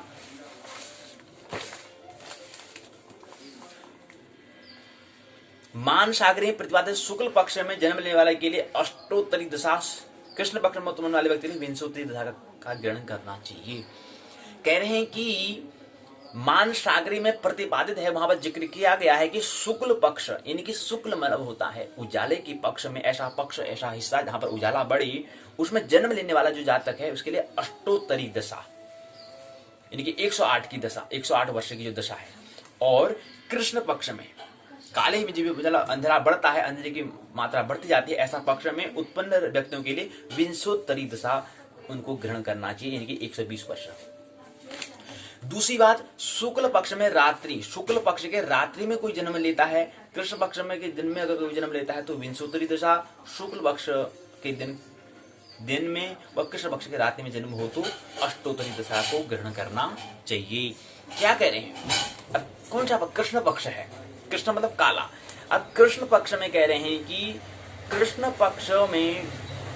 पक्ष रात्रि में जन्म हो, कृष्ण पक्ष दिन में अगर जन्म हो, शुक्ल पक्ष रात्रि में अगर जन्म हो, कृष्ण पक्ष दिन में और अगर कृष्ण पक्ष है कि दिन में अगर जन्म हो रहा है तो विंशोत्तरी दशा होगी, अर्थात 120 वर्ष की दशा। अब किसी जातक का जन्म क्या हो रहा है, अगर शुक्ल पक्ष के रात्रि में अगर हो रहा है या कृष्ण पक्ष के दिन में जन्म हो रहा है तो कौन सी दशा, विंशोत्तरी दशा। शुक्ल पक्ष के अगर दिन में और कृष्ण पक्ष के रात्रि में जन्म हो तो अष्टोत्तरी दशा, यानी 108 वर्ष की दशा होती है। ये हमें ख्याल रखना चाहिए। कुछ लोगों ने मान सागरी के मत का एक साथ शर्त और जोड़ दी है, तो शुक्ल पक्ष या दिन में या सूर्य की होरा में जन्म हो तो विंशोत्तरी दशा, कृष्ण पक्ष या रात्रि में चंद्रमा की होरा में जन्म हो तो अष्टोत्तरी दशा ग्रहण करना चाहिए। अगर शुक्ल पक्ष है या दिन में है या सूर्य की होरा जन्म हो तो विंशोत्तरी, कृष्ण पक्ष शर्त हो तो कौन सा, अष्टोत्तरी दशा ग्रहण करनी चाहिए। दूसरी बात क्या कर दी उन्होंने, एक शर्त को एक साथ जोड़ दी उन्होंने, मत जो मान सागरी के मत के साथ एक शर्त और जोड़ दी। वो शर्त ये बता रहे हैं कि कृष्ण पक्ष या रात्रि में या चंद्रमा की होरा में अगर जन्म होगा तो वो अष्टोत्तरी दशा है। 3 स्थिति यहाँ पर हो चुकी है। यहीं पर क्या है, परवय शब्दावली हम बता रहे हैं कि परवय शब्दावली में 3 बिंदु यहाँ पर दिए हैं। पहला बिंदु है दशा। दशा का मतलब क्या होता है, दशा का अर्थ होता है स्थिति, किसी समय जातक की क्या स्थिति है। कोई व्यक्ति जब जन्म ले रहा है, कोई जातक जन्म ले रहा है, उस समय उसकी स्थिति क्या है, उसमें दशा, उसमें कौन सा ग्रहों का स्थिति कौन सी कहां पर है, उसकी हम बात यहाँ पर करते हैं। उससे संबंधित जो ज्ञान है जिस माध्यम से किया जाता है उस माध्यम का नाम है दशा, उस माध्यम का नाम है स्थिति, कंडीशन, स्टेटस।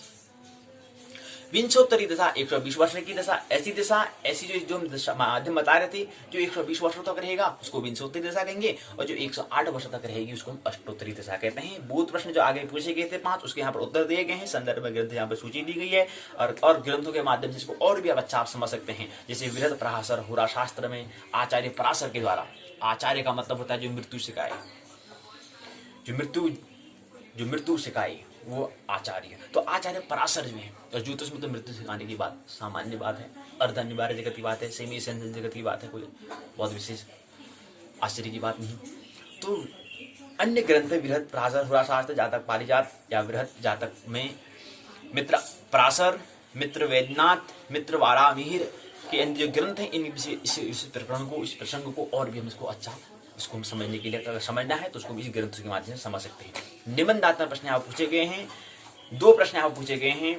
पहला प्रश्न है कि अष्टोत्तरी महादशा जो है, और अष्टोत्तरी जो महादशा है, अष्टोत्तरी को भी हम महादशा कहते हैं, यानी कि जो विंशोत्तरी दशा है, हम कह रहे हैं ये दशा तो है, लेकिन ये इन दोनों को, विंशोत्तरी दशा और अष्टोत्तरी दशा को महादशा भी कहते हैं, क्योंकि अधिक से अधिक दशा 120 वर्ष और अधिक से अधिक दशा 108, 120 के बाद 108 आता है, तो इसलिए उसको महादशा भी हम कहेंगे। तो दशा तो है लेकिन महादशा है, क्योंकि बहुत ज्यादा समय तक रह रही है। 120 वर्ष, कोई व्यक्ति 120 वर्ष तक अगर जिएगा, उसकी उम्र अगर 100 वर्ष ही रहेगी, तो ये तो 100 से भी ऊपर है, 108 और 120, तो इसलिए इसको महादशा हम कहेंगे। एक जीवन ही नहीं, दूसरे जीवन में इसका प्रभाव उसका बना रहेगा। एक जन्म में नहीं, दूसरे जन्म में अगर 100 साल दिया तो उसका 8 साल दूसरे जन्म में भी प्रभाव उसका रहेगा, और 120 वर्ष तक भी इसका प्रभाव रहेगा, इसलिए इसको महादशा हमने कहा। विंशोत्तरी दशा और अष्टोत्तरी दशा को हमने महादशा भी कहते हैं। तो 2 प्रश्न पूछे हैं। पहला प्रश्न, अष्टोत्तरी महादशा साधन गणना की विधि को बताओ और विस्तार पर उसका उल्लेख करो। 2 प्रश्न यहाँ पर दिए हैं, यानी कि यहाँ पर 7.5 के नंबर के हमको बनाना होगा, ऐसे हिसाब से 15 अंक बनेंगे। इसके बाद दूसरा प्रश्न है, अष्टोत्तरी महादशा में सूर्य आदि ग्रहों में होने वाले शुभ अशुभ का विश्लेषण कीजिए। तो 7 ग्रहों के बारे में तो 7 दूना 14 हिसाब से हम करेंगे, तो हिसाब से 15 अंक का बनेगा। ये भी ध्यान देना है। और जो हम लिखने, जो हमारे लेखन जो है उसमें भी हमारे अंक दिए जाते हैं, ये हमें ख्याल रहे। लेखन कला भी वहाँ पर बहुत महत्व रखता है। हमारे जो सवाल दे रहे हैं, सवाल का जो हम जवाब दे रहे हैं, उसमें भी वो भी हमारी लेखन कला भी, वो उसका हमारा जो राइटिंग जिसे कहते हैं, जो हम लिख रहे हैं, जो आकार, शब्दों का आकार दे रहे हैं, वो भी हमारा प्रभाव करता है, हमारे सवाल और जवाब देने में प्रभाव करता है। और किस हिसाब से, किस तरीके से हम लिख रहे हैं, वो भी हमारे जो शिक्षक होता है वो देखता है कि लेखन कला हमारी कैसी है, इसको लिखने की कला आती नहीं आती, इसकी राइटिंग कैसी है, ये शब्दों का आकार कैसा दे रहा है, इसके आधार पर इसको अंक मिलते हैं। तो कैसे अधिक से अधिक अंक हमें मिले, 15 में से कैसे 15 अंक हम 100 में से 100 कैसे प्राप्तांक हम प्राप्त करें, इस तरह से हमें ख्याल रखना है। तो उसके लिए हमें क्या करना पड़ेगा, एक ख्याल और भी रखना पड़ेगा कि हम अपनी लेखन कला जो है, जो अक्षरों का जो हमारा आकार देना है, उसको हमें उसमें भी ध्यान देना होगा। क्या लिखा और कैसे लिख रहे हैं वो भी हमें ध्यान देना है, किस तरह से हमें प्रश्न का उत्तर देना है वो भी हमें ध्यान देना है, और कैसे अक्षरों का हमें आकार देना है वो भी हमें ख्याल रखना है। टाइपिंग का मतलब यही होता है कि वहाँ पर हमें आकार देना नहीं होता है, केवल हम वहाँ पर वो अक्षर हमें पहले दिए होते हैं, उन अक्षरों में केवल हमें टच करना होता है, उसी को हम टाइपिंग कहते हैं। इसको हम टाइपिंग कहते हैं। उसको हमें कोई अक्षरों का आकार देना नहीं होता, वहाँ पर आकार पहले से दिया होता है। लैपटॉप में होता है, वो जो कीबोर्ड होता है, हमें शब्द दिए होते हैं, बस हमें क्या करना है, उनको टच करना होता है, छूना होता है, ये करो तो थोड़ा यहाँ पे लिखे हुए आते हैं। या व्हाट्सएप में इत्यादि कोई शब्द लिखते तो वहाँ पर पहले से हमारे वहाँ पर अक्षर हमें लिखे होते हैं, अल्फाबेट कीबोर्ड में लिखे हुए होते हैं, केवल हमें क्या करना था, टच करना होता है उसको, तो स्वतः लिखे आते हैं। जबकि लेखन में क्या होता है, हमें आकार ओ देना पड़ेगा, आ देना पड़ेगा, वो लेखन वो हमें ये करना पड़ता है। लेखक में वो लेखक क्या करता है, उसको आकार देता है। लेकिन अब डिजिटल युग आ रहा है तो वहाँ पर हमें केवल जो डिजिटल हम कह रहे हैं, यानी कि डिजिट को हमें क्या करना पड़ता है, वहाँ पर अक्षर को हमें देना पड़ता है। तो सब आने वाले समय में डिजिटल होने वाला है, उपकरण में होने वाला है। तो वहाँ पर फिर ये पुस्तकों का ये जो है किसी आगे विकास होगा, तो वहाँ पर क्या हमें टाइपिंग करनी होती है। लेकिन इससे भी हमारा क्या है प्रभाव हमारे आंखों पर पड़ता है। इसको भी, इससे भी क्या है, सीमा पर हमें काम करना होगा। तो आने वाले टेक्नोलॉजी पर हमें ध्यान देना है कि वहाँ पर हमें ये चीज़, लेकिन फिर भी लेखन कला हमें एक अलग ही महत्ता है। लिखने की फिर भी हमें आना चाहिए, अक्षरों का आकार देना हमें आना चाहिए। कहीं पर तो आवश्यकता पड़ती है जहाँ पर हम उसके साथ माध्यम से नहीं कर पाएंगे, लेखन के माध्यम से हम कर पाते हैं। तो इन पर है पाठशाला का भाग 2 पूर्ण होता है। आइए पाठशाला के भाग 1 में प्रवेश करें। हम समझने का प्रयास कर रहे हैं उत्तराखंड मुक्त विश्वविद्यालय के स्नातक प्रथम वर्ष ब्रह्मांड एवं काल। जो पहला प्रश्न पत्र है स्नातक प्रथम वर्ष में जो हमने देखा, पहला प्रश्न पत्र का नाम था ब्रह्मांड एवं काल। इसमें हमने पहले इकाई को समझने का प्रयास हमने किया। इसके अंदर पहले इकाई का नाम था खगोल। खगोल के अंतर्गत हमने पहले में आकाश गंगा और निहारिका पहली इकाई को हमने समझा।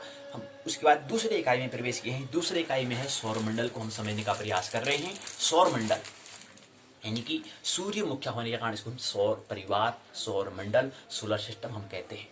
तो ये हमने समझा। इसी क्रम में आइए हम आज इस क्रम को और आगे बढ़ाएं। सोलर सिस्टम हमने कहा, तो हमने कहा कि जो हमारा सोलर सिस्टम जो है वो हमारे मिल्की वे के कहीं पर, हमने कहा कि हमारा जो सोलर सिस्टम है उसका जो व्यास जो है, डायमीटर जो है वो कितना है, उसको जाने में 1 लाख वर्ष लग जाते हैं प्रकाश को। अगर अपनी आकाश गंगा जो हम जहां पर वर्तमान हमारा सोलर सिस्टम, जो हमारा सौर परिवार, सौर मंडल जो स्थित है, उस आकाश गंगा की अगर बात करें, उस आकाश गंगा के एक छोर से अगर प्रकाश को हम भेजना प्रारंभ करें, दूसरे छोर तक जाने में इसको 1 लाख वर्ष लग जाता है। और इसी के हिसाब में ध्यान रखते हुए हमने कहा कि उदाहरण में समझा कि हमारी आकाश गंगा क्या है, व्यास है। इसको ठीक अगर हम आधा करें तो यहाँ पर 50 होता है, और 50 के बाद यहां से इस जो आकाश गंगा का जो केंद्र है, या जहां पर हमारा सूर्य स्थित है, यहां से अगर प्रकाश को हम आकाश गंगा के केंद्र तक हम अगर प्रकाश को ले जाएं, तो यहां पर जाने में 30,000 वर्ष लग जाते हैं, यानी 30,000 लाइट ईयर का समय लग जाता है। तो इससे समझ में आता है कि हमारा सोलर सिस्टम जो है वो हमारे आकाश गंगा के परिधि पर हमारा स्थित है। क्यों?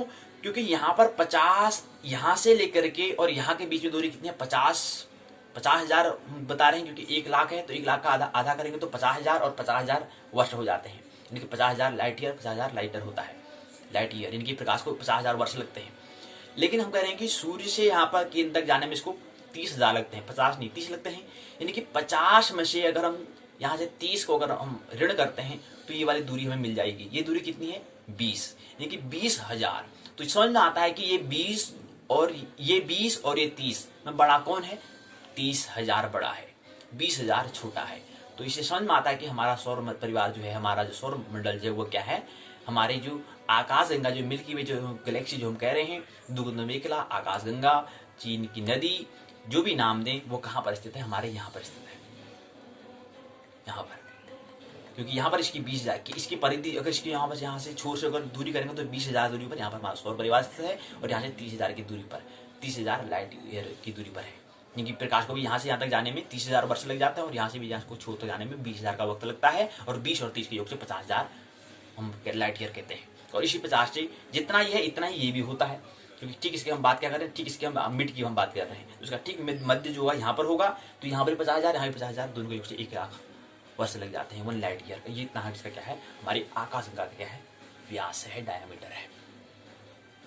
इतना बड़ी आकाश गंगा है जहां प्रकाश को जाने में 1 लाख वर्ष लग जाते हैं, इसलिए उसको 1 लाइट ईयर। और 1 लाइट ईयर और 1 सेकंड में सबसे ज्यादा भौतिक जगत में सबसे ज्यादा तेज दौड़ने वाली जो हमारी वस्तु जो है वो है प्रकाश।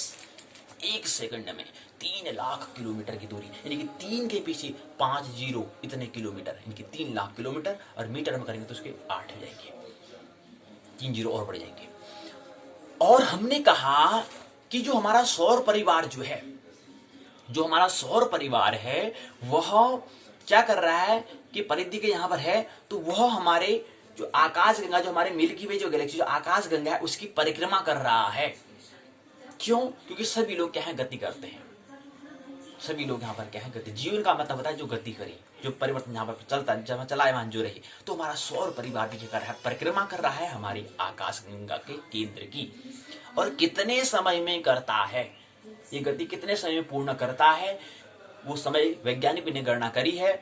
उसको उन्होंने कहा कि 350 मिलियन वर्ष लग जाते हैं, अर्थात 25 करोड़ वर्ष लग जाते हैं। और इस 25 करोड़ वर्ष जो उन्होंने गणना की, इसी को उन्होंने क्या नाम दे दिया, इसी को उन्होंने नाम यूनिवर्स ईयर उन्होंने नाम दिया, अर्थात कॉस्मोलॉजिक ईयर उन्होंने नाम दिया, अर्थात ब्रह्मांड वर्ष उन्होंने कहा।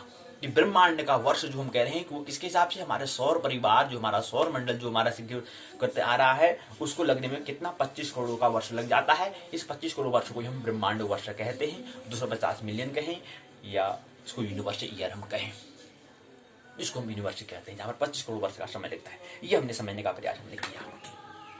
और सूर्य भी हमने बताया कि क्या है, हमारा सौर परिवार का मुखिया है, ये हमने समझा। और दूसरी बात हमने ये भी कहा कि सूर्य क्या है, अपने अक्ष पर पूर्व से पश्चिम की ओर दशा कर रहा है। गति दो तरह से हो सकती है, एक पूर्व से पश्चिम की दिशा की ओर, तो ऐसी गति को हम क्लॉकवाइज कहते हैं, क्योंकि घड़ी भी इसी तरह घूमती है। घड़ी की जो गति है, जो परिक्रमा जो गति जो घूम रही है, वो क्या करती है, पूर्व से पश्चिम की ओर गति करती है घड़ी, इसलिए इसको हमने क्लॉक कहा, इसलिए इसको हमने क्लॉक वाइज हमने कहा, कि घड़ी की तरह घूमना हमने कहा। घड़ी जो की जो सुई है वो भी जो घूम रही है, टिक टिक करते हुए जो घूम रही है, वो भी कैसे घूमती है, दक्षिणावर्त घूमती है। तो गति दो होती है, दो वर्त होता है, एक दक्षिणावर्त एक वामावर्त होता है। दक्षिण मतलब जो दाएं की ओर, दाएं हाथ की ओर आए वो। अब जैसे हम गाड़ी का जो हैंडल है उसको भी हम करते हैं, कार का जो हैंडल है जो हम करते हैं उसको भी हम करते हैं, एक दायां एक बायां। चाबी को भी खोलते हैं बंद करते हैं, उसकी भी दो गति होती है। मंदिर में परिक्रमा करते हैं, उसकी भी गति होती है। वो कौन सी गति होती है, कौन सी गति हो रही है, उसको जो हमारे दाएं हाथ से आएगी, दाएं हाथ को होते हुए जाएगी, वो आती है दक्षिणावर्त गति। ऐसी गति को हम क्लॉकवाइज कहते हैं। और घड़ी को भी कभी जैसे दीवार में खड़ी है, उसको ऐसे सीधी कर ले तो पता चल जाएगी घड़ी जो है कैसे गति करती है, ऐसे गति करती है, 12 फिर 1 फिर 2 फिर 3 फिर 4 फिर वहां पे 6। अब दीवार में ऐसे लगाएंगे तो समझ में नहीं आएगा, क्योंकि वो दूसरी डायमेंशन हो जाएगी। उसको लाने के लिए पहले क्या कर ले, हम उसको द्विमीय में ले आए, एक्स वाई विमीय में लाएंगे, तो घड़ी को हम ऐसा रखेंगे तो समझ में आएगा, अच्छा ठीक है घड़ी ऐसी जा रही है। ये यहाँ पर 12 होता है, यहाँ पर 1 होता है, यहाँ पर 2 होता है, यहाँ पर 3, यहाँ पर 4, यहाँ पर 5, यहाँ पर 6, यहाँ पर 7, यहाँ पर 8, यहाँ पर 9, यहाँ पर 10, यहाँ पर 11, यहाँ पर 12। इस तरह से गति हो रही है। अर्थात ये हमारा क्या है, दाएं हाथ की ओर आ रही है, बाएं से होते दाएं हाथ की ओर आ रही है। ऐसे हम गाड़ी का हैंडल को भी घुमा रहे हैं तो काटते हैं, बोर्ड को यहाँ पर आता है तो काटते हैं। ये क्या है, दक्षिणावर्त गति है। ये गति है हमारी क्लॉकवाइज। घड़ी भी ऐसी चल रही है तो ऐसी गति को हम दक्षिणावर्त कहा। तो सूर्य भी ऐसी क्या कर रहा है, गति कर रहा है। सूर्य भी क्या है, पूर्व से पश्चिम की ओर गति कर रहा है। लेकिन पृथ्वी जो है, वसुधा जो है, भूमि जो है, वो गति ऐसी नहीं कर रही है, वो ठीक इसके विपरीत, अर्थात दाएं से बाएं की ओर। अब दूसरी गति और होती है, सूर्य पूर्व से पश्चिम की ओर अर्थात क्लॉकवाइज गति करता है, जबकि पृथ्वी जो है उसकी विपरीत गति, अर्थात पश्चिम से पूर्व की ओर। अर्थात जो हमारे दाएं हाथ से बाएं हाथ की ओर आई, इसलिए इसको वाम अंग हमने कहा, वामांग हम कहते हैं। कि जब विवाह जो होता है, आगे ज्योतिष में तो हम विवाह की बात करेंगे, तो वामांग में जो स्त्री होती है वो हमेशा बाएं अंग में, कि बाएं हाथ जो वहां पर बैठती है, उसका भी महत्व है, उसकी भी बात करेंगे। तो उसका वाम अंग हम कहते हैं, वामांग कह रहे हैं। वो 7 वचन जो होते हैं ना, वामांग में आने का मैं स्वीकार करती हूँ कहते हैं, यानी कि वाम मतलब बाएं हाथ जो है कह रहे हैं, वहां पर मैं उस अंग में, उस हिस्से जगह में आना चाहूंगी। तो 7 वचन जब लेते हैं, 7 फेरे में जब वचन लेते हैं, वहां पर जिक्र आता है, उसी बात हम बात कर लेंगे। तो ऐसी जो गति जो हमारे क्या हो, दाएं हाथ से होते हुए बाएं हाथ की ओर आए, तो ऐसी गति को हम क्या कहेंगे। अब घड़ी को हम ले लें, और घड़ी को 12 से फिर 11 फिर 10 फिर 9 फिर 8 फिर 7 फिर 6 फिर 5 फिर 4 फिर 3 फिर 2 फिर 1 ऐसे गति कराएं, सुई को ऐसे विपरीत घुमाएं। हालांकि आप सुई तो घूमेगी नहीं, लेकिन जो पीछे है और उसको हम उल्टा घुमाएं तो वो कौन सी गति हो जाएगी, वो ठीक उसकी विपरीत। तो जब ताले खोलते हैं तो वहां पर भी ध्यान देना कि कौन सी गति होती है। कभी प्रश्न पूछा जाना चाहिए, होना चाहिए ना, कि हम यहाँ से क्या होगा, यहाँ से हमारा जीवन आकलन लगा पाएगा, हम जीवन को होशपूर्वक जी रहे हैं या बेहोशपूर्वक जी रहे हैं। ये हमारे गणना के लिए प्रश्न पूछा जाने की, जब ताला खोलते हो तो उसकी गति कौन सी होती है, खुलने में कौन सी गति और बंद करने में कौन सी गति होती है, कौन सी गति है, या पृथ्वी कौन सी गति कर रही है, या सूर्य कौन सी गति कर रहा है, कौन सी गति के हिसाब से अपनी परिक्रमा कर रहा है। तो सूर्य हमेशा क्लॉकवाइज अर्थात 12 से 1 2 3 4 5 6 7 8। अगर गति को समझ में नहीं आता है तो जो घड़ी से हिसाब से देखें, उसके हिसाब से क्लॉकवाइज और एंटी क्लॉकवाइज हम कहते हैं, तो उसकी देखेंगे तो अच्छा ये गति। और वो भी समझ में नहीं आता तो फिर अपना खुद दाएं बाएं घूमना शुरू कर दे। दाएं हाथ से घूमो, ऐसे घूमना प्रारंभ कर दो, तो ये कौन सी गति होगी? ये गति हमारी दक्षिणावर्त हो रही है। और बाएं हाथ से घूमना प्रारंभ कर दो तो ये कौन सी गति हो जाएगी? हमारी एंटी क्लॉकवाइज गति हमारी हो जाएगी। तो खुद प्रयोग करें। तो प्रश्न पूछा जाना चाहिए, कोई व्यक्ति होशपूर्वक है नहीं हो तो उसका आकलन इससे भी लगा सकते हैं। ये तारा खोल तो रहा है, बेहोशपूर्वक खोला है, होशपूर्वक खोल रहा है। तो उसने अगर खोलेगा तो पता अच्छा यार खोलते समय तो ये क्लॉकवाइज खुलता है, एंटी क्लॉकवाइज, ये भी ध्यान रखना पड़ेगा मेरे को जीवन में। जी हाँ बिल्कुल, जीवन में ध्यानपूर्वक चलना पड़ेगा, होशपूर्वक चलना पड़ेगा। होश की तो बात है, जागरण की बात है, परम जागरण। बीजेपी का ध्येय यही है, करो आत्मज्योति जागृतिकरण। मानुष तन का ध्येय यही है, करो आत्मज्योति जागृतिकरण। तरह तरह के जीवन में साधन, स्वाध्याय साधन है अनिवार्य चरण। बीजेपी का ध्येय यही, करो आत्मज्योति जागृतिकरण। तरह तरह के जीवन में साधन, स्वाध्याय साधन है अनिवार्य चरण। मानस तन का ध्येय यही, करो आत्मज्योति जागृतिकरण। तरह तरह के जीवन में साधन, स्वाध्याय साधन है अनिवार्य चरण। तो ऐसा हमें ध्यान देना। तो सूर्य क्या है? पश्चिम से पूर्व की ओर दिशा न करते हुए पूर्व से पश्चिम की ओर दिशा करता है, यानी कि क्लॉकवाइज करता है। पूर्व से पश्चिम की ओर यानी कि दक्षिणावर्त गति कर रहा है। किसकी? हमारे आकाश गंगा के केंद्र की परिक्रमा कर रहा है। तो ख्याल रहे, सूर्य भी गति कर रहा है, तारे भी गति कर रहे हैं। चूंकि हमसे बहुत दूर है, तारों के समूह को हम नक्षत्र कह रहे हैं, नक्षत्र को हम स्थिर मानते हैं, लेकिन नक्षत्र भी गति करते हैं। ख्याल रहे, इस जगत में कोई भी क्या है, स्थिर नहीं है, निरंतर गति कर रहे हैं। क्योंकि बहुत दूर होते हैं, हमें दिखाई नहीं देते हैं, इसलिए हम कहते हैं यार नक्षत्र क्या है, स्थिर है, अचल है हम कहते हैं, लेकिन वो भी गति कर रहे हैं। और सूर्य, पृथ्वी, चंद्रमा और तारे अंतरिक्ष में दाएं से बाईं ओर घूमते हैं, जबकि घड़ी बाईं से दाईं ओर घूमती है। हमें ख्याल है बाएं से दाईं ओर घूमती है, जबकि पृथ्वी जो है वह विपरीत घूमती है। हमें ख्याल है सूर्य, चंद्रमा, तारे में क्या है, दाईं से बाईं ओर घूमते हैं।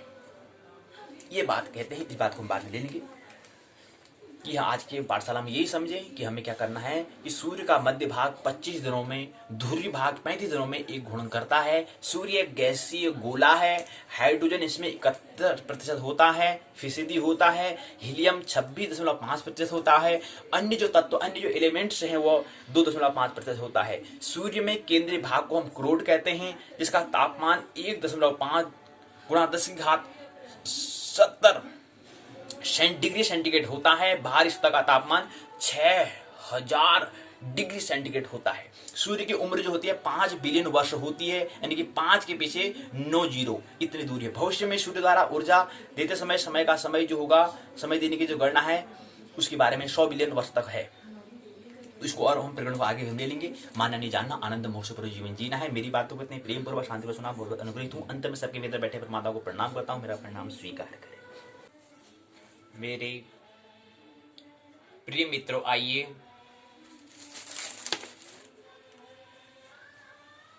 10 जनवरी 2021 भूमंज ज्योतिष पाठशाला बीजेपी स्वाध्याय दिवस 110-10 ज्योतिष के 10वें दिवस में, ज्योतिष पाठ के 10वें दिवस में आइए प्रवेश करें।